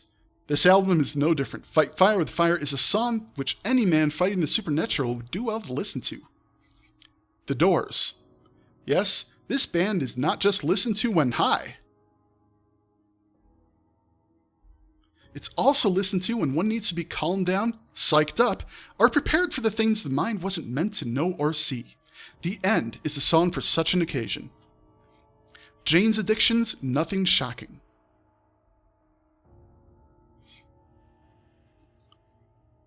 The band is pretty calm and melodic for a band I'll categorize as alternative. Despite that, they slap hard enough to keep a supernatural slayer interested in hearing, to get pumped up before a battle. Idiot's Rule is a song to get the blood pumping. AC/DC's Highway to Hell. Most people, when facing down supernatural evil, would all but certainly turn to Ozzy Osbourne for guidance and motivation. Not the hobos. No, they stick with good old Angus Young. Why? His beats pump you up and keep you moving. Highway to Hell is a perfect song to get someone in the mood to kick ass. Then there's Motley Crue's Shout at the Devil. Last Train Home is a sweet, melodic lullaby when compared to the rest of this heavy metal thunderstorm. Hell on High Heels would be the most likely song of the album to be listened to, as it seems to perfectly capture the chaotic feel of battle between men and the supernatural. Black Flag's Damaged. The only thing more chaotic than a battle of the supernatural is a Black Flag concert. Henry Rollins' scream would be enough to scare most monsters away. Don't believe it? Listen to TV Party while staring at your reflection. You'll see the fear in your eyes. Number 2. Motorhead's Louder Than Hell. I try to remember to advance the text, but my brain wants to read before seeing if I need to reverse. Motorhead is the loudest band of all time. Their music is so loud it has been known to burst eardrums. Couple that with Lemmy's mood, you have the perfect motivation for slaying the supernatural. Ace of Spades is the song that gets everyone pumped for a fight. I'm not going to argue with that, honestly. And the number one song is The Hobbs' Come Pick Me Up. It's either this or Static by Mother Love Bone. But in the end, the Hobbs won out. ...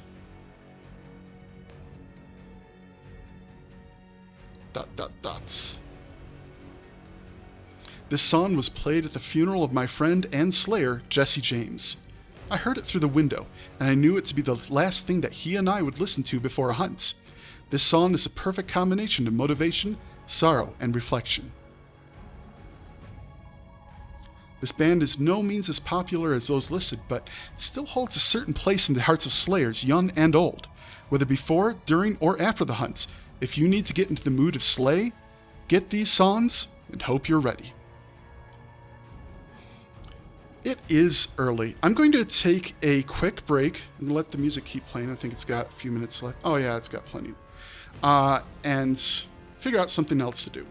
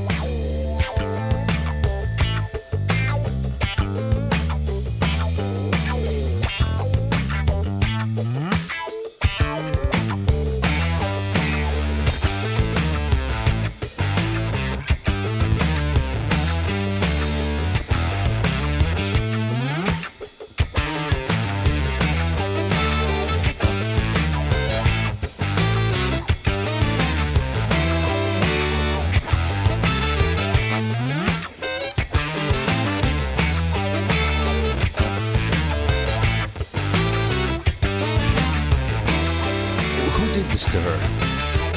I don't know, man. The same damn fool's been tearing shit up around here.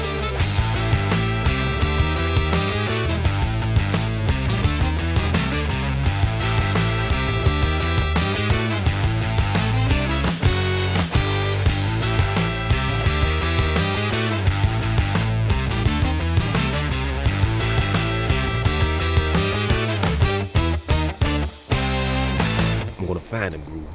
Find him and kill him.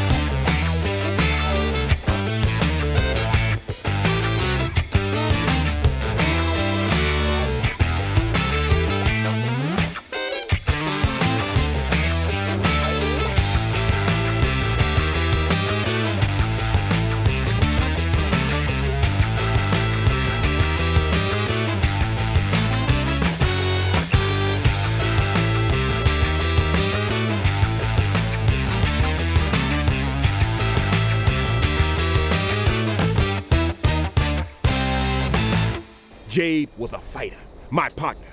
She and I and a handful of others are the closest thing to law around here. But recently everyone's been turning up dead. Torque Daisy and Firefly, Spitfire. They're all dead, Groove. We're the only ones left to hold back a world of shit. She gave you the car. It's your turn now, man. If you don't like it, you can walk the hell back to whatever it is you call a life. Just think about it. It was in the wreckage. Oh, I want an Interstate 76 comeback. Give me a remake, please. Vehicular battlers in general are severely underrepresented in video games, I feel like. It seems like such a perfect approach, and we just don't get enough of it. All right.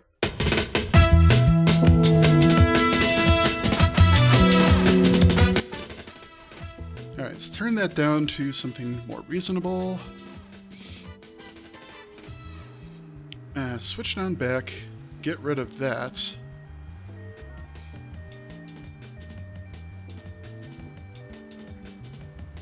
Yep, I do want wallpaper, but I'm gonna need something. I haven't figured out exactly what I want to do yet, so I'm just going to go for fantasy, because it's usually a good start. And certainly doesn't have to end in fantasy anyway.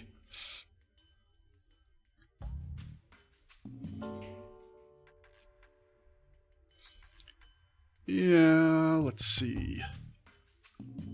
There we go. Is that even fantasy? I don't know, but we'll use it. Ba-ba-bum. Ooh. Well, that ain't right. Derp? Hang on. Reset the transformation. What's happening now is it's not wanting to let me hotlink to this wallpaper, which means I might just use something else, but I'll give it one more shot. There we go. Title. I'll just leave it alone. Alright. We're going to do fantasy. What are we going to do? Pretty sure we've done all of those at this point, so I'm just going to do fantasy, peasant, and I'll be weird with it.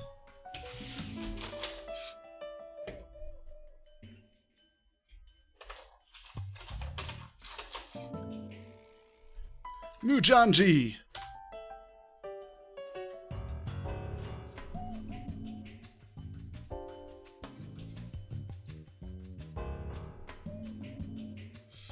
You are Mujanji, a peasant living in a small village in the kingdom of Larian. You have a pitchfork and nothing else. You dream of getting out your village and having an adventure.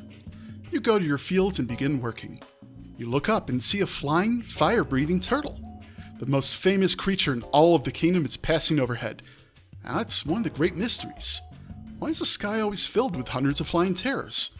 Most peasants accept this as normal, but you have always questioned such things. You resolve to get to the bottom of this.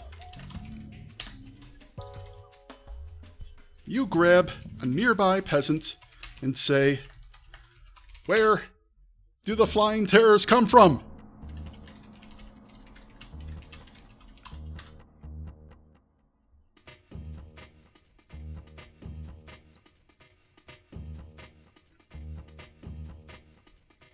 He says, "What a stupid question. The terrors are drawn to your village by the smell of all the farm animals and peasants running around. Stupid fools like you always asking questions. That's why they come here. Not where they come from." You slap him and remind him that you have a pitchfork. "Now tell me, where they come from?" you demand.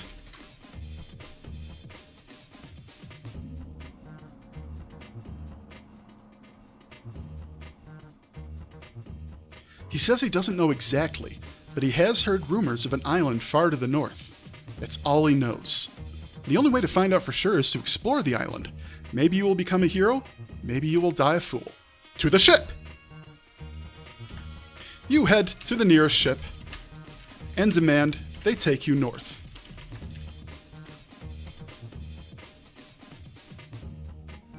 They take your north. Okay. That's what I get.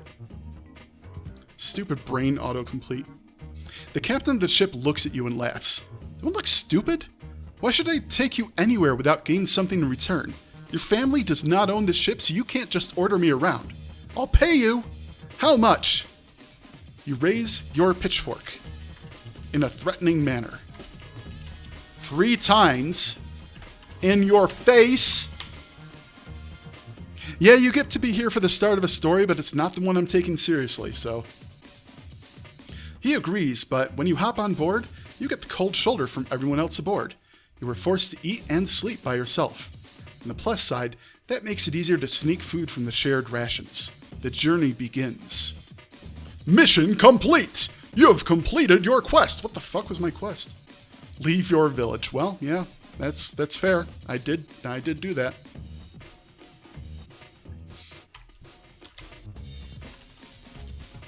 Let's see. Where do I do this? You realize the shared rations have a secret message inside. You open them all to find out what it is.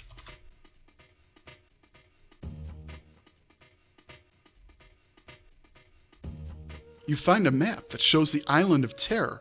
A large X marks a spot where a treasure is hidden. All the riches in the world are yours for the taking. The Island of Terror can be found to the north, past the Sea of Terrors and Horrors. You show the map to the captain and smugly wave your butt around in a celebratory dance. You found a thing.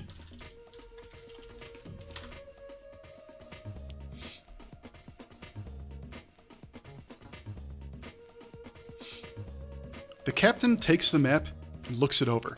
"Finders keepers, losers weepers," he says, and he takes the map from your hands, but he does give you back some gold coins as compensation. You put the gold coins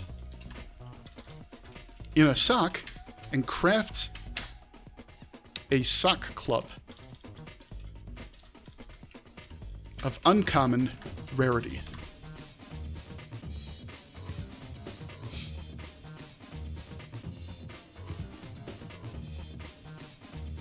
Everybody aboard the ship is a jerk, so you sneak away to throw the first mate overboard. He splashes into the sea and flails about screaming, "Revenge!" Ironically, this wakes the ocean dragons, and they eat him alive. Way to go. You sneak back into the captain's quarters to sleep. The next day, the ship arrives at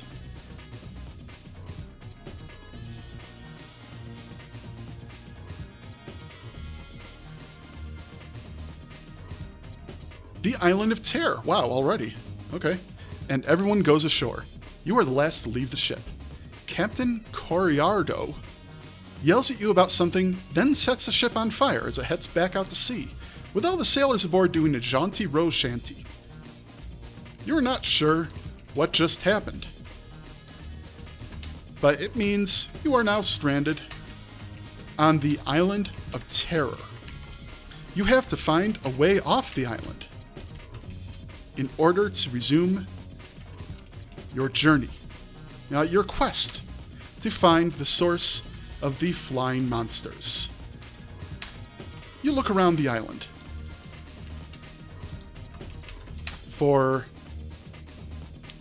not waypoints, what the hell is it called when you look for, like, things to spot on the horizon? Shit. You look around the island for interesting stuff.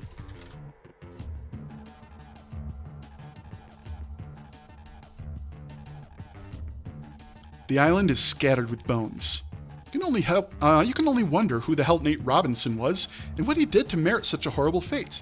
Sea monsters? Cannibal tribes people? Most likely, he had the fortune, or misfortune, of stumbling upon this island, which happens to be the Island of Terror. You attempt to construct a trireme out of bones.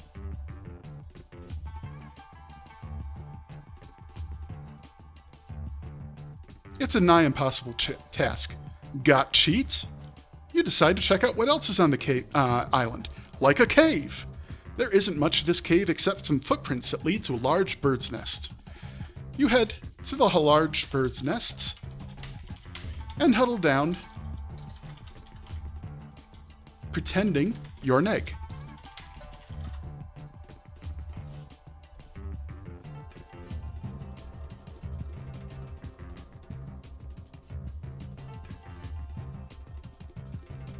This is surprisingly comfortable. You fall asleep. Whumph. The cave roof collapses on your head and you die instantly. Welcome to your purgatory!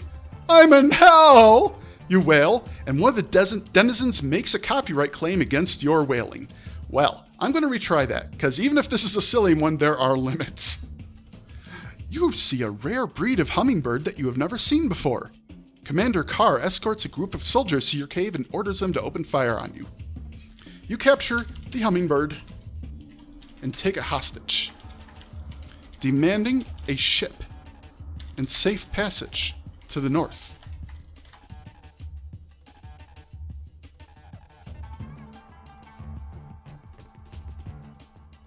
With the help of a rare hummingbird, you are able to negotiate a ship for Commander Carr. The next day, you and Captain Bovert set sail on a trireme.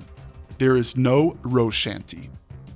You resume your journey north one day at a time, stopping at islands briefly to restock. You introduce yourself to the hummingbird and teach it how to play poker.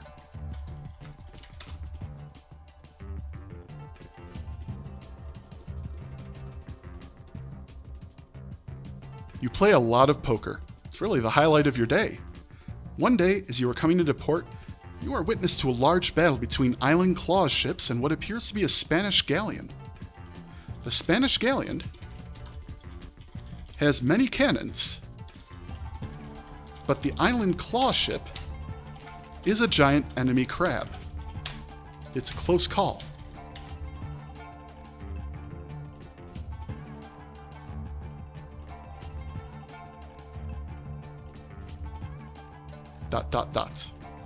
The Island Claws win and bring their ships around to destroy the galleon. You decide you should probably introduce yourself. I'm going to be here for a few days after all. You row out to one of the ships and climb aboard.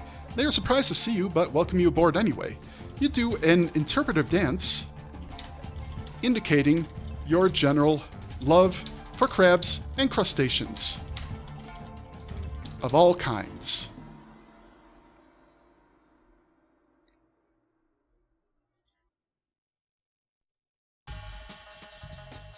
The Island Claw members applaud, and they invite you to eat dinner with them. They're eating a rare seafood delicacy called fish. You hate these people. Captain Bovert is sitting across from you at the table. You recognize him immediately as the obese islander that you passed by on the docks 3 years ago. You also recognize him, whatever. You challenge him to a duel. A duel of... ...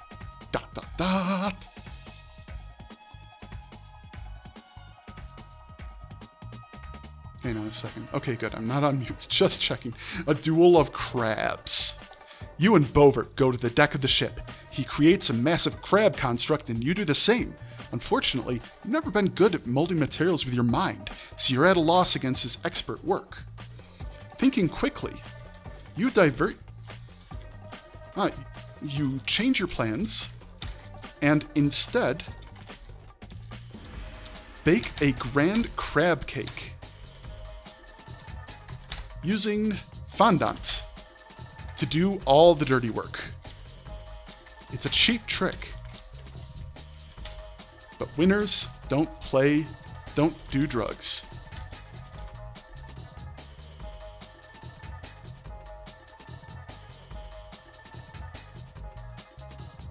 Congratulations! You have won your freedom. Now you can finally explore the world.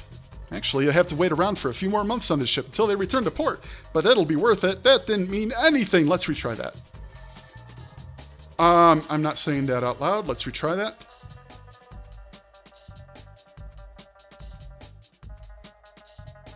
Thanks, AI Dungeon. You and Bovert duke it out with our deliciously playful cakes. It is an elegant metaphor for the battle between our upbringings. I hope you're still enjoying this novel. I really enjoy writing it. You eventually... The final round involves piloting your cakes as mecha in a sugary combat to the death.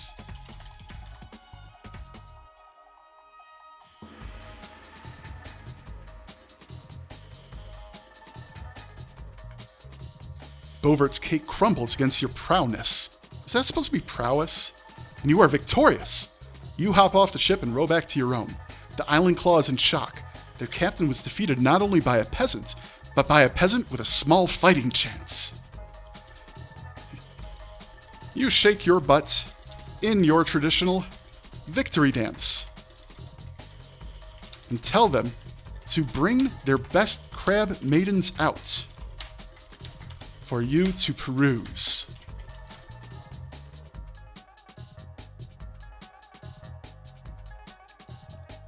The captain and his crew are shamed, and you're treated like a hero. You enjoy the celebration for a few days before the captain comes to you and tells you of his plan to raid a small selection of English ships. You stare blankly ahead, not really sure what he's talking about. You tell him he's fired and promotes the second in command. You tell the new captain to head north in search of the island where the flying monsters reside.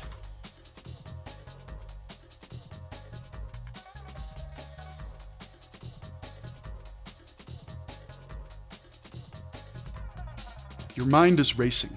What to do, what to do. The captain for the Island Claws is you! With your newfound crew of pirates, you have realized that it is time to stop playing around. You need to take down the Alliance and King Ferdinand. No, you don't. I'm going to retry that. Okay, for the first time, you've gotten something done around here within a week. You realize that not only do these people need you, they also need somebody like you. And this leads you to the revelation that you can, in fact, live the pirate life for real. You have evolved from peasant to pirate. Congratulations!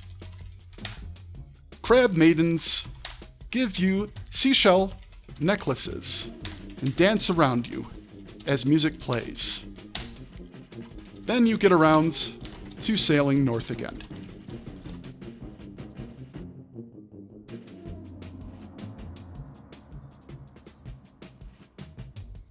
You've left only a skeleton crew to man the ships. What will you do?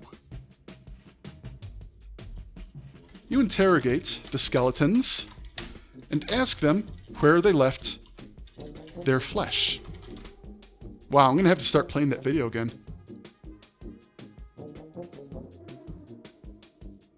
They laugh and point at you, still wearing their fleshy parts. Well, shit. You sigh and get to your feet. Seems like you won't be able to do anything but search out a ship and board it.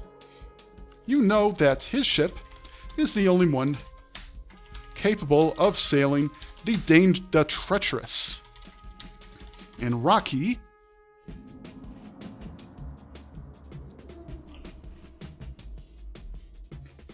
coasts of this region. It's one of the fastest in the region, and the crew is probably well versed in sailing through these islands. You'll never catch him by ordinary sailing vessel. You have a 50-50 chance of getting the correct island, assuming he leaves any survivors to tell you where it is.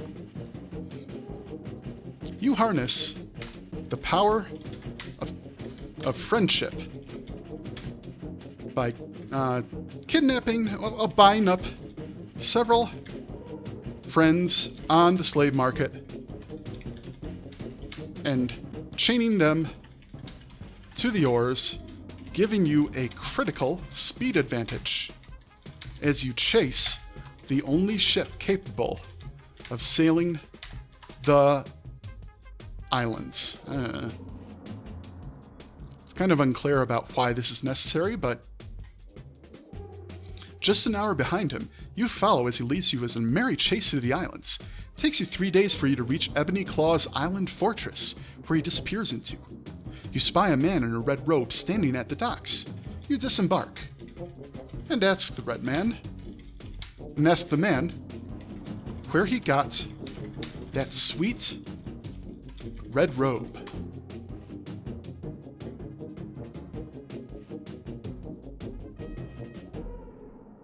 He chuckles and replies in broken French that he won it off a bet. You tell him that you bet him your entire ship he can't drink more than 3 quarts of Queekish brand rum without passing out for 12 hours. He laughs and motions for the guard to let you inside. You sit at the table with him and pour out the rum for your drinking contest. If he wins, he gets your ship. If you win, you get his red robe.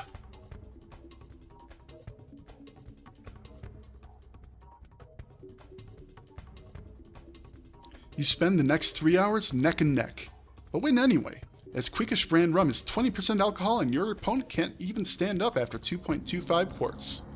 You wear his red robe into the fortress and tell the guards you're here to trash the joint. The guards, what do the guards do? They obey that. Let's find out. The guards just look at each other before one motions you inside. The fort is large, well-built, and stocked full of slaves. I shouldn't have mentioned slaves, it's going to keep bringing it up now. You're led to the throne room where the red robe sits on his oversized chair. You slam your foot down and ask him if this is his design.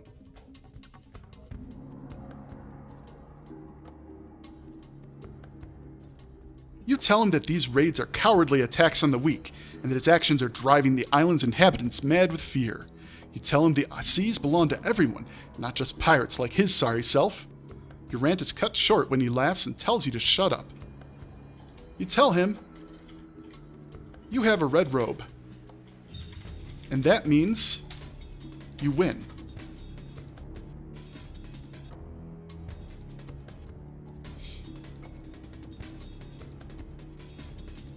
He gives you a quizzical expression. You tell him that you beat him in a drinking contest and that you said if you won, he'd give you one of his red robes. He says that you don't get it. You have a red robe. He chortles. I have the red robe. My red robe outranks yours. So sit down and shut up, Sonny Pie.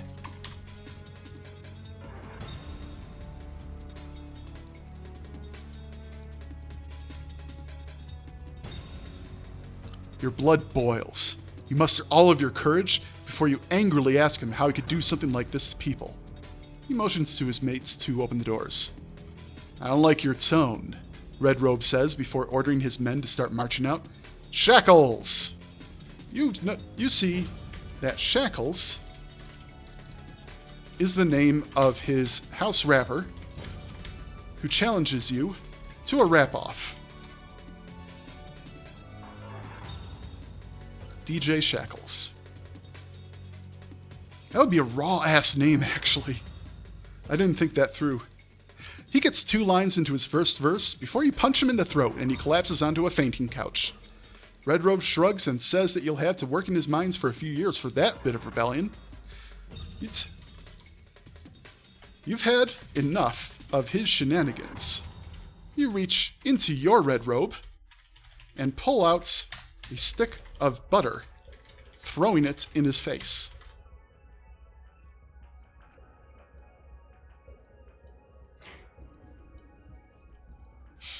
Free of his mind control, you tell all of the Order of the Spider members to pick up whatever is close to them and beat Red Robe and his cronies into a bloody mess. You take your leave as soon as possible, and you live an ordinary life after that. You realize, after a few years, that you forgot all about your quest.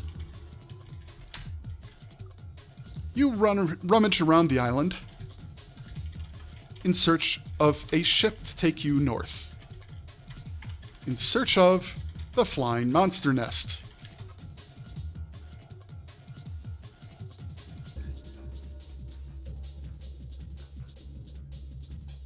You find one in a few months. You are the greatest hero in all the lands.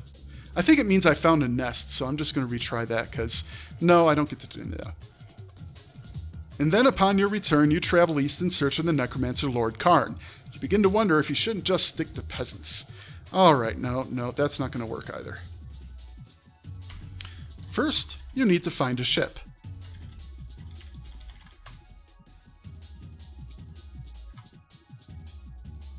Alright, so you rummage around the island in search of a ship. You need to find the ship. You're not going to do it all at once.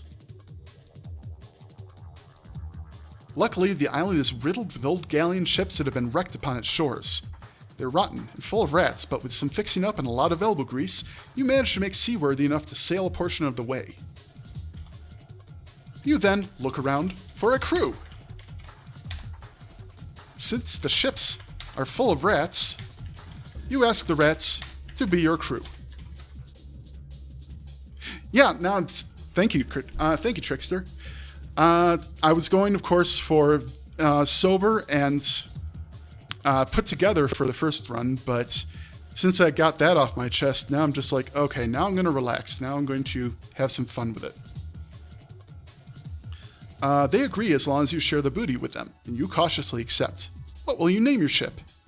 You decide to call your new vessel the SS Pooh, after the mascot of your favorite inn. I'm actually going to redact that. I feel like there are going to be better options. Top 10 names for top 10 ship names suggested by your scurvy rat crew. Number 10.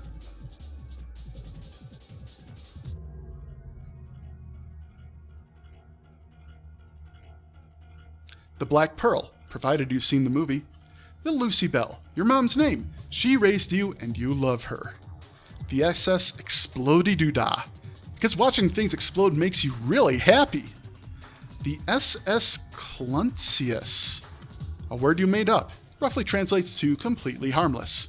The Pequod, like the boat in that Moby Dick book you read once. Aha. This is what I mean about diction. Like that boat in the Moby Dick book you read once. The Captain's Quarters. Seems appropriate enough. Just a number 3, it's simple. The SS Duck's Breath, what you and your loot do for a living. Your mother's chest hair, in remembrance of her. And finally, the number 1 ship name suggested by your rat crew, Pile of Burning Poop. It's funny when it makes people cry. Surprise, surprise, Captain Duck's Breath wins. At least the shitheads who voted for Pile of Burning Shit have got good taste. Anyway, having christened the SS Duck's Breath, you sail north, getting well away from the island of the Spider Whatevers. There are many dauntless challenges ahead of you.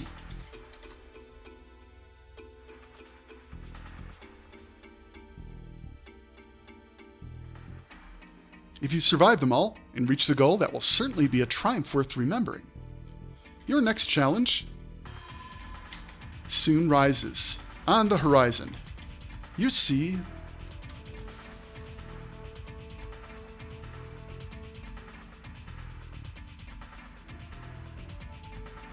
a fleet of ships. Okay, you see a fleet of ships coming your way, and you prepare for battle. Fight!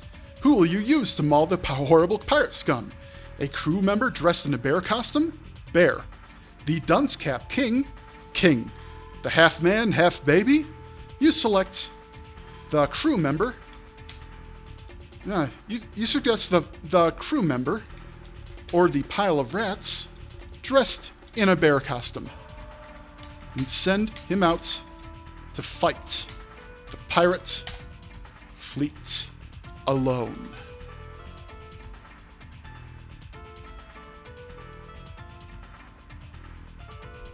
The little brat throws out a few insults, but soon the pirate ships are advancing and firing their cannons. The cannonballs sail right through him and kill some of your other crew members. You must have had the deplorable idea to bring out a crew member who couldn't even wield an axe. You yell some choice insults at the pirates and demand they surrender immediately, or you'll use one of your 3 spells.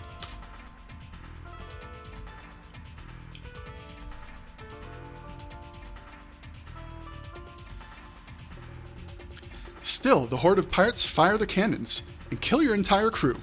But even in death, they continue to serve. What loyal followers! You decide to cast your Chain Lightning spell at the approaching pirate ships, allowing some of your dead crew members to be involved in the fight as well. What a glorious fight! You sail on, having conquered the pirates, and established that you now have an undead rat crew. That's kinda sick. You don't need to feed them anymore.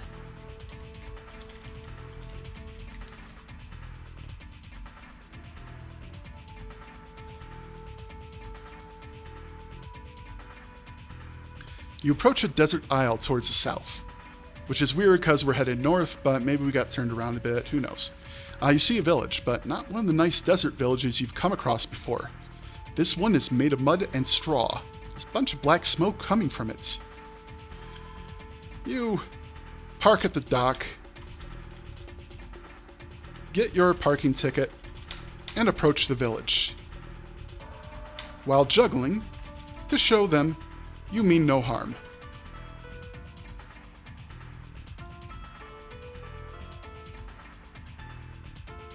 A villager with a weird symbol on his brow, like an elongated M made of smaller M's, comes at you.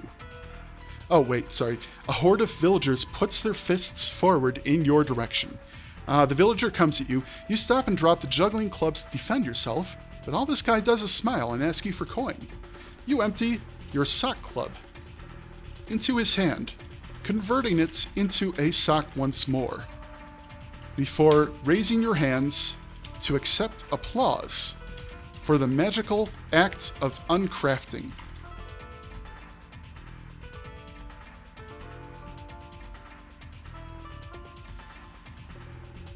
The villagers hiss at you and show their teeth. The leader holds up a gold tooth in your direction. Instead of looking angry, he looks only delighted. You think to yourself this gift probably means friendship. You accept their hospitality. While having your new gold tooth fitted by the village dentist, the leader tells you about a horrible monster that has been plaguing them, and advises you that you're legally required to do something about it.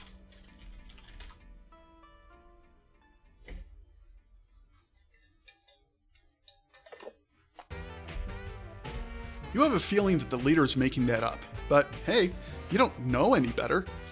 You accept the quest and prepare for battle. When night comes, you perform your usual nighttime actions, checking the perimeter, setting up camp disturbances, and turning lights off to sleep. In the middle of the night, you wake up. You hear something unusual.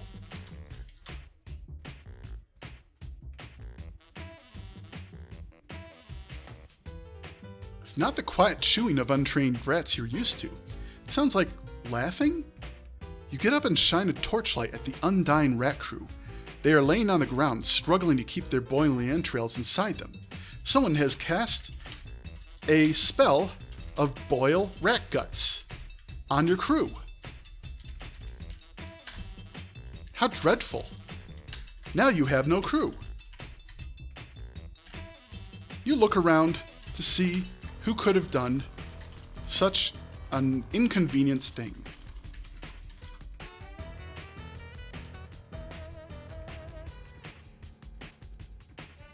You see a shadowy figure lurking behind a dune. The figure walks over to greet you. He's clad in an all-white robe with a 10-foot pole with a white cloth on it. "Hello, budding young adventurer," the man says. "Hello, stupid old man," you say back. "Did you boil my rats?"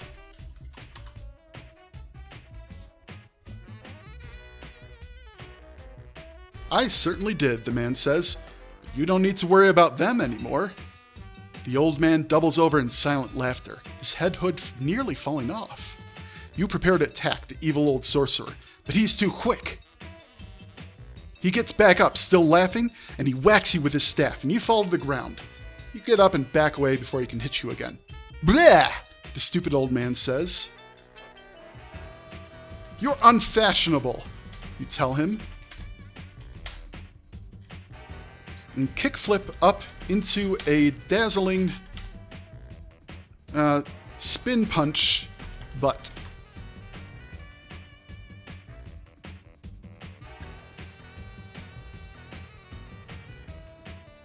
The harmless old man is fouled. He tries desperately to get up and hit you again with his stick, but you overpower him with one punch and he goes flying into the ocean. You hear him bounce off several walls before a massive ploop sound signifies his arrival in the water. The village leader applauds your murder of the old man, but advises you that was not the monster you have to kill. That was just some old guy.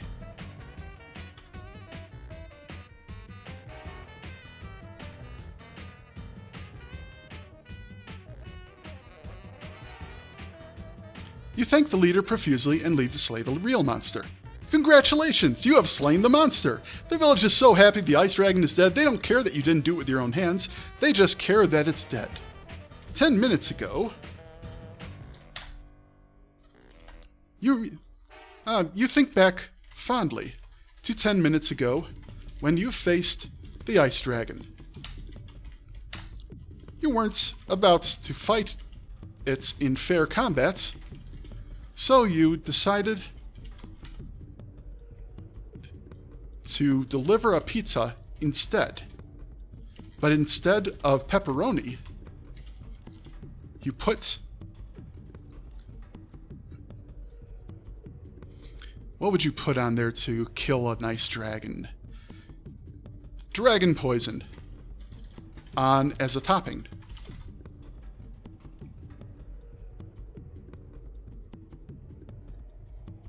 Unfortunately, the dragon had terrible taste and decided the best thing about the pizza was the crust, so you had to stab it when it wouldn't die.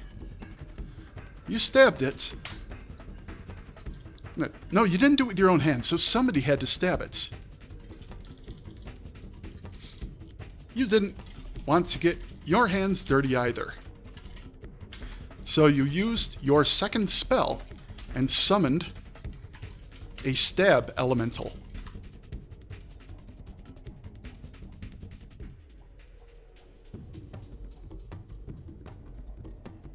It's great for killing things with knives for arms. It's too dumb to know when to stop. So you had to command it to keep striking the dragon, while you used your psychic powers to cool the entire island to below freezing, in an effort to preserve the creature for later investigation. This killed the entire village, and everything on the island.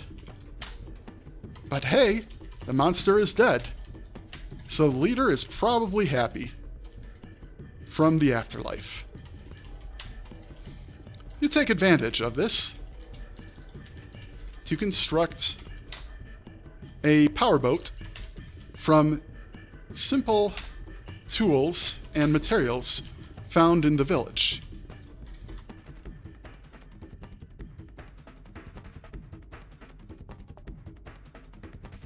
The ship is large enough to sail back to the mainland. You sit in the captain's chair and admire your handiwork. At that moment, a cruise ship busts through the fog. You attempt to get their attention. You pull up to the cruise ship and identify yourself as Captain Best. Best captain in the world.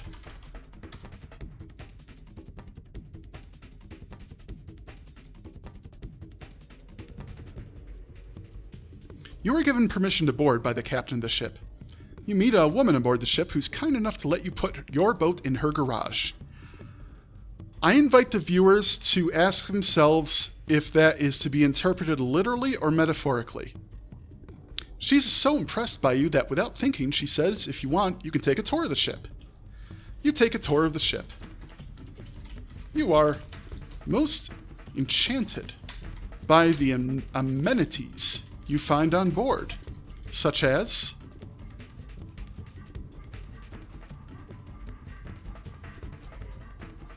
the library, the theater, and the swimming pool. You find the kitchen and steal about $1,000 worth of food, valuables, and cash. You return to your boat garage and sleep well after eating a few sandwiches. The next day, you decide to pilot your ship off into the sunset. And by your ship, you mean the cruise ship. You're determined to take it for yourself. You find the captain of the ship and ask her if you can put your boats in her garage forever.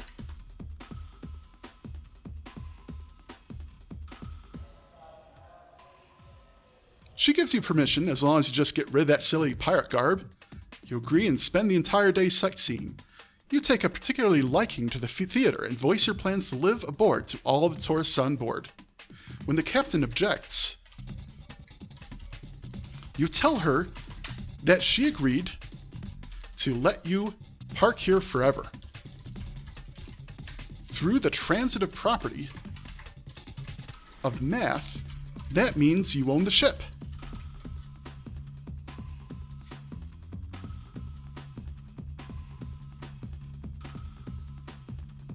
I should probably say, claim. By ownership, that also makes her your property. Through this confusing logic, you marry the captain and are presumably living happily ever after. You and your new captain wife, as she is now named. Let's do you and captain wife. Head north in search of the island from whence the flying monsters come.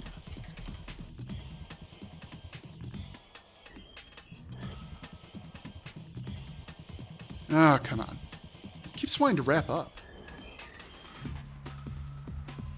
Okay. You both perish there due to her after you accidentally get bitten by a vampire. Nope, still retrying. A few more of these and I'll have to rephrase it and find a different way to tell it, give me something new. Yeah.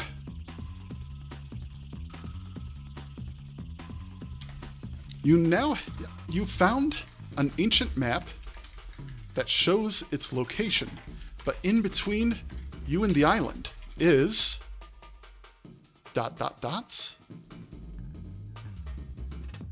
Silly pirate garb indeed. I looked cool in that pirate garb. Don't change me, woman. In between you and the island is the land of the ice tribes. You and your wife spend a long time constructing an army of armored polar bears to protect you from the tribes.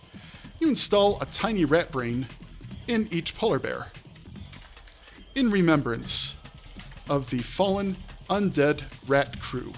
Long may they live in your service.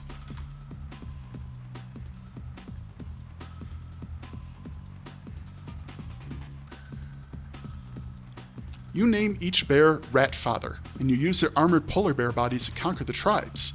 Each tribe you conquer is turned into a slave camp to make more polar bear soldiers for you. Finally, at the heart of the island, you find a large native tribe of humans. You approach the tribe, tell them you are now Super Captain Best, and demand they tell you their darkest secrets.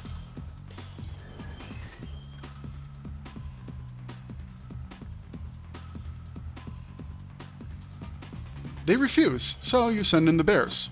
You soon learn their you soon learn their secret. They are magical shapeshifters.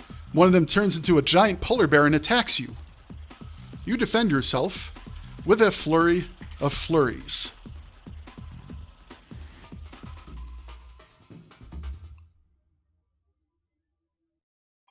You outmaneuver it with some fancy footwork and eventually manage to kill the leader and break all his enchantments. You are now in charge, so you order all of the polar bear slaves to stop being slaves. They all obey, unlike some certain tribes you could mention. You leave the island as a polar bear democracy, where every polar bear has a vote, and all the humans are dead. You have won. You also have another map that gets you even closer to your destination.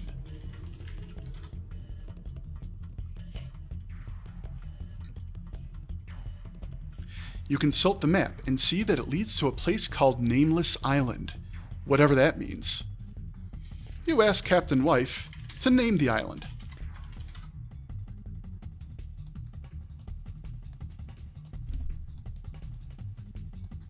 She names it after herself, despite the fact that she is obviously female. Okay? Captain Comely Island, or Captivia, it is. So, apparently her full name is Comely Captive?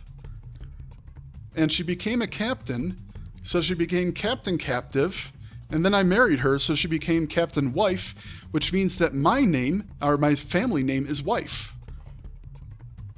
You take a well-earned rest for several days, and you know what? We can keep this. You take a well-earned rest for several days and then set off on your next great adventure. Hopefully you won't have to spend another half year navigating oceans. Your next great adventure is exploring the formerly nameless island.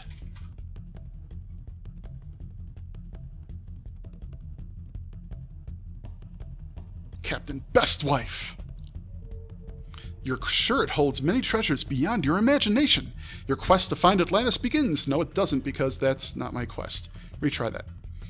The reason why it is now known as Captivia Island is because I asked her to. No, it's because it's been completely terraformed into a warm, fertile island by Terra's greatest wizards. They did this to see if they could do it. Mission accomplished, but no one has ever lived there. At least, not yet. You take a longboat to the shores of Captivia Island and look around. Terraforming has turned this island into a strange place with stranger creatures.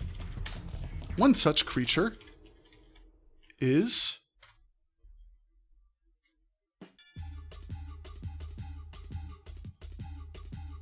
an adorable little thing that goes by the name of Wonky.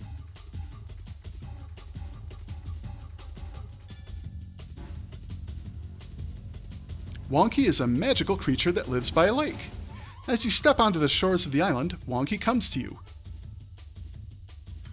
Okay, what does Wonky do? Let's find out. Wonkies have blue fur with orange stripes and little antlers like a young deer. They also have long brown ears that are almost as big as they are, and cat-like whiskers. You've always found them to be one of nature's finest creations. I'm gonna eat you, you say to Wonky.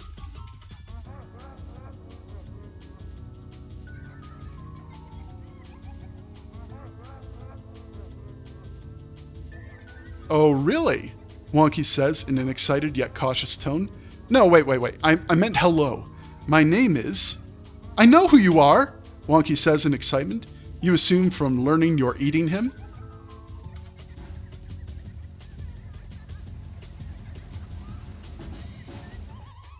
You're Super Captain Best! Would you like a boat ride? He asks timidly. Yes, I would, you say smugly. Your reputation precedes you. You go on a boat ride with Wonky and ask him to tell you his greatest dream.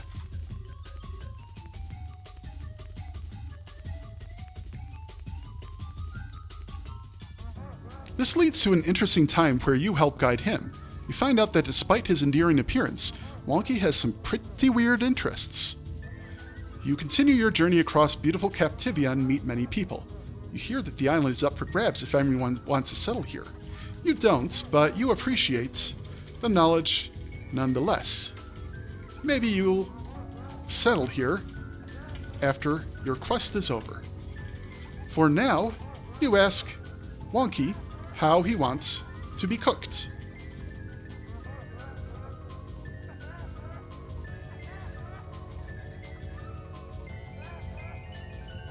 He seems to be more knowledgeable on the cooking subject, so it's only logical that he should have a say in this. You use the fruit he shows you to make a great dessert, which you serve to the Night's Watch as usual. Okay, I'm going to get this to make a great dessert. Wonky a wonky tart. A wonky tart. You eat the wonky tart with relish. Then you realize that in doing so is causing a magical transformation. It was a magical creature after all.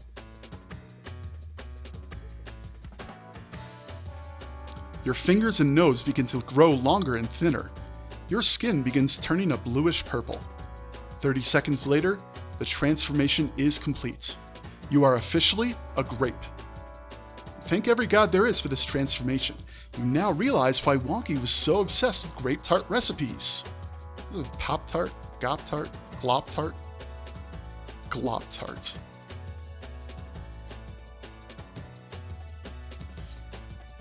You use your third spell to construct a mecha to carry you on the rest of your journey. It will protect your squishy grape body. Grape. That is what I typed. I typed nothing else. You don't have a fourth spell. That's your last spell. You sit down in your throne and yell, "Tweet!" as loud as you can. You get the hang of it and learn other commands such as fly down and fire missiles. Now you're finally ready to continue your journey. It has now been 63 hours since you have slept or rested in any way. But that's all right. Grapes don't sleep. It's the perfect body. You clank your mecha body across the rest of Captivia Island and file a formal complaint with the head office regarding their waste management policies.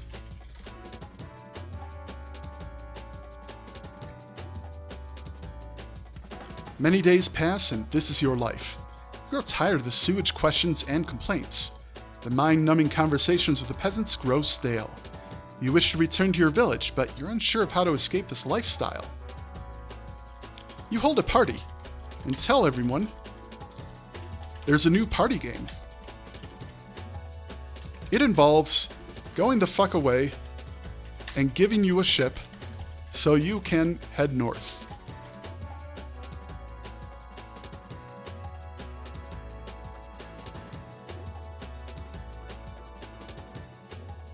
No citizen accepts the challenge. The Coast Guard is not so lucky to share in your wisdom. They steal the boat, but it sinks anyway.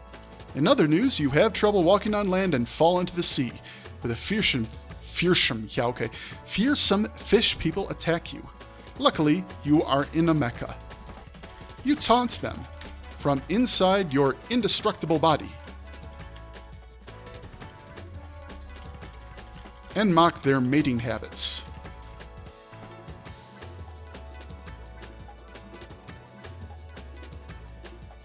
It brings them great dishonor and drives them away. They swim further out to sea. You dance upon the water on your way to the top of the island. From there, you fly into the mountains where you find a large village. You blow up... No, let's not do that. From there, you fly into the mountains, find a large village. You ask directions to the island of flying monsters. I do feel like I should probably get close to that objective at this point. The mayor explains that only the airstreams can take one to such a remote island, which makes sense. He volunteers to tell the captain of the next steamship, His Royal Highness, that's you, needs passage. You accept his volunteering and hitch a ride on the next steamship. You tell Captain Wife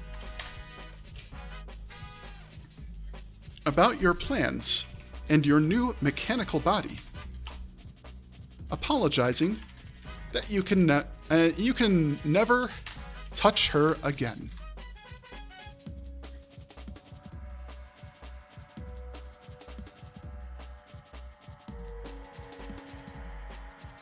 She shrugs it off like any other day, and she mentions she has an event to run. You fly on the wings of air and go to explore distant islands. When you're far away from the mainland, you build your new base on a solitary island, a whole valley just for you. You christen it Mount Rubbish. You live there in peace. You attempt to grow crops and farm animals, but they all die within days. You stick with mecha farm food instead. You get a feeling inside your mind from the old gods from long ago. The old gods lead you to the center of the island. It is there that you discover the hearts of the flying monsters. The place where all flying horrors and beasts come from. The origin. It is a shopping mall.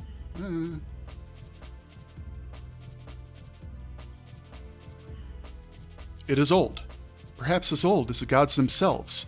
The souls of everything that ever came here became part of an endless swarm under the control of the Old Ones. The Old Ones feed off these souls. As long as they are well fed, there is no limit to their power and knowledge. They offer you this power and knowledge.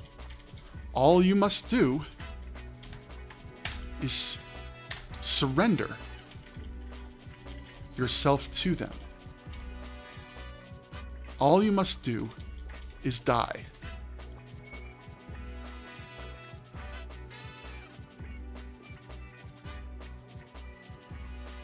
Then you may enter a new world of pleasure far beyond what you can comprehend right now. Together, you can control the swarm. You don't fall for it. You open fire, destroying the flying island's engine. The old gods cry out in terror as the flying island begins to list. "What have you done?" they call out in unison. "You've doomed us all. And for what? Why have you done this?"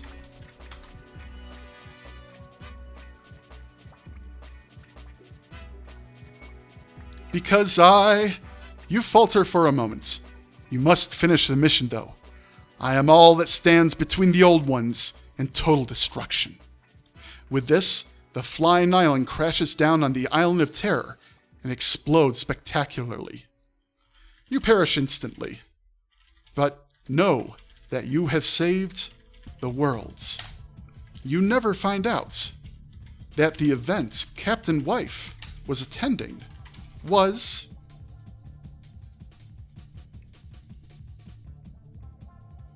the royal wedding. The moral of the story? Always do your own farming. Top 10 Mecha... What was it? Mecha farm foods. Number 10.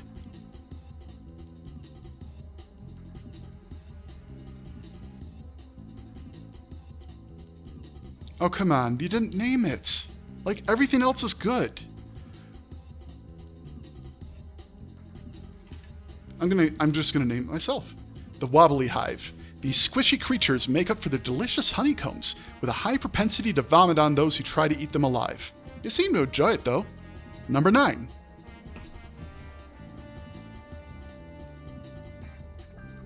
Smilers. One poor soul's job is to spend all day chipping the filthy smiles off these icky, crunchy little guys. They make up for that, though, by being absolutely delicious, but only when the smile is chipped off. Nallidae. This is one of the few aquatic mecha farms. It tastes better if eaten before it has a chance to drown on dry land.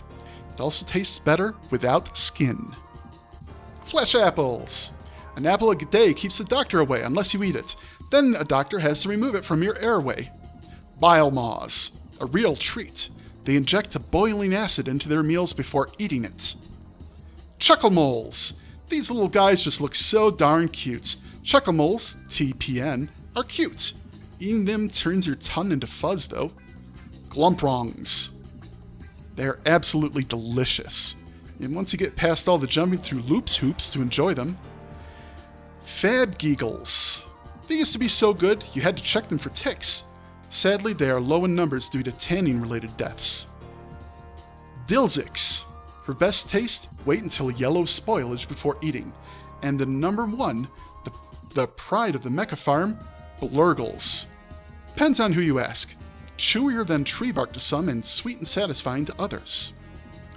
This bonus round, 2A. Okay. Honorable mentions, cheesy chips. Crunchy, mouth-watering, but very orange and cheesy.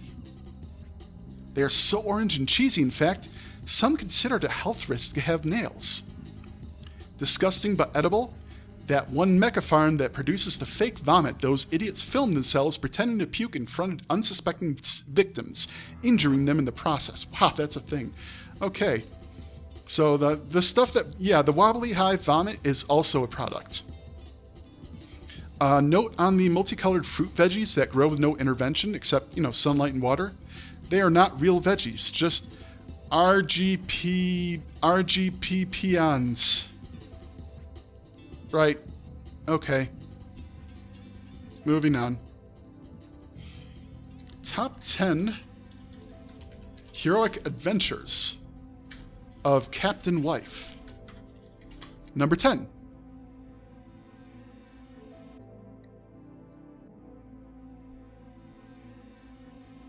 Okay. Clearly it is forgotten. Once while on leave, she traveled all the way to the kingdom of Indamere to stop a wedding. It was a grueling journey, and she had to search the entire kingdom for her true love, Princess Lenore. Number 9. Oh, no, number 8, actually. It skipped. I'll fix that. Oh, whoops, it's trying to continue the story. Number 9. A different adventure, please.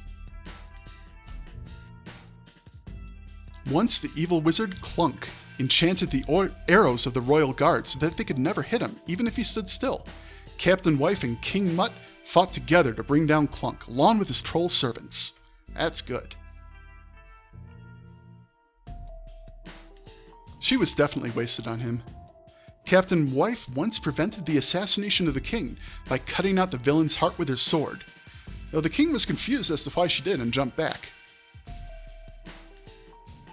Surgical precision. Captain Wife led a troop of royal guards on horseback to retake the town of Hivemel from over 500 angry barbarians. The barbarians were seeking revenge for their fallen leader, Chief Grakjar, who had been hunted down and killed by King Mutt himself. The town of Anzaroth was once suffering from multiple bear attacks on their lumberjacks. Captain Wife evened the playing field by killing 2 bears and mounting their heads on her wall, hence her name. From there on out, the bear attacks stopped.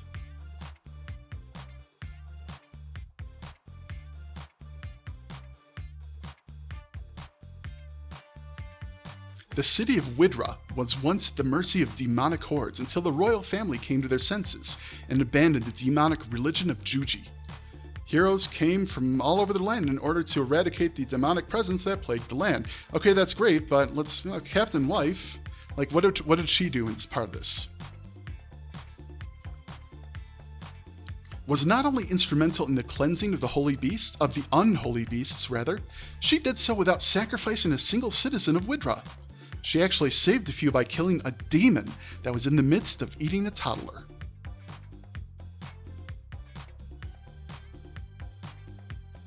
Captain Wife was one of several heroes who participated in the 5-year-long blockade of the town of Enactil. The town's ruler, King Harlot the Merciless, was an evil despot who enslaved every last one of its citizens. How do you get a name like that? Wow. Captain Owner, I'm going to just change that to Captain Wife, led a group of sharpshooters who were vital in keeping the tyrant afraid to leave his palace. Number 3.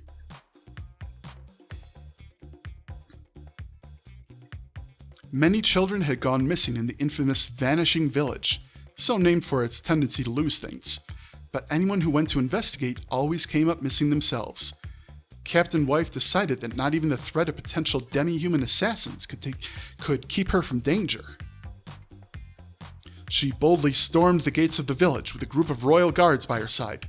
The villagers thought they could hide their crimes. They couldn't stop her. Captain Wife saved several children and slew countless goblins, who were sacrificing them in a secret underground chamber to their demon god, Gruzulkir. Gruzulkir? Who knows? I'm not a goblin. And you can't prove otherwise. Far to the south, there are rumors of a legendary treasure known as Black Hammer. This great weapon was once used by the god Carrick to kill an army of demons on the eve of their 5th century invasion. Legend says it's so powerful that it's worth an entire kingdom. Captain Wife won the Black Hammer in a game of dice from a sickly-looking pirate who called himself Lucky Lou. However, there are signs that this treasure may be cursed. Her ship started sinking soon after. She had to drop it into the ocean in order for it to not fall into enemy hands. And the number 1 heroic adventure of Captain Wife? Captain Wife was a peasant girl who wanted to see the world. Through hard work and determination, she rose through the ranks of the army, all the way up to captain. But she wasn't satisfied with leading men. She wanted to live a life of danger and excitement. At the ripe age of 40, she retired from her military position and hired herself out as a mercenary and skilled armed guard for traveling merchants. All of which is good, it's not really an adventure. I'm actually going to retry this. Number 1 heroic adventure, take 2. Captain was the... Okay, no. Not many people know this. Okay, this is good. But Captain Wife once saved the world from eternal winter. A ruthless wizard stole the climate control apparatus from a machine called the Climate Simulator. Captain Wife courageously rescued it from the wizard's dungeon and was able to return home in time for dinner. Truly, Captain Wife is our hero. That is the end. Thank you all for tuning in. I will see you next time. Hopefully Disney will not have sued me in the meantime for using that clip.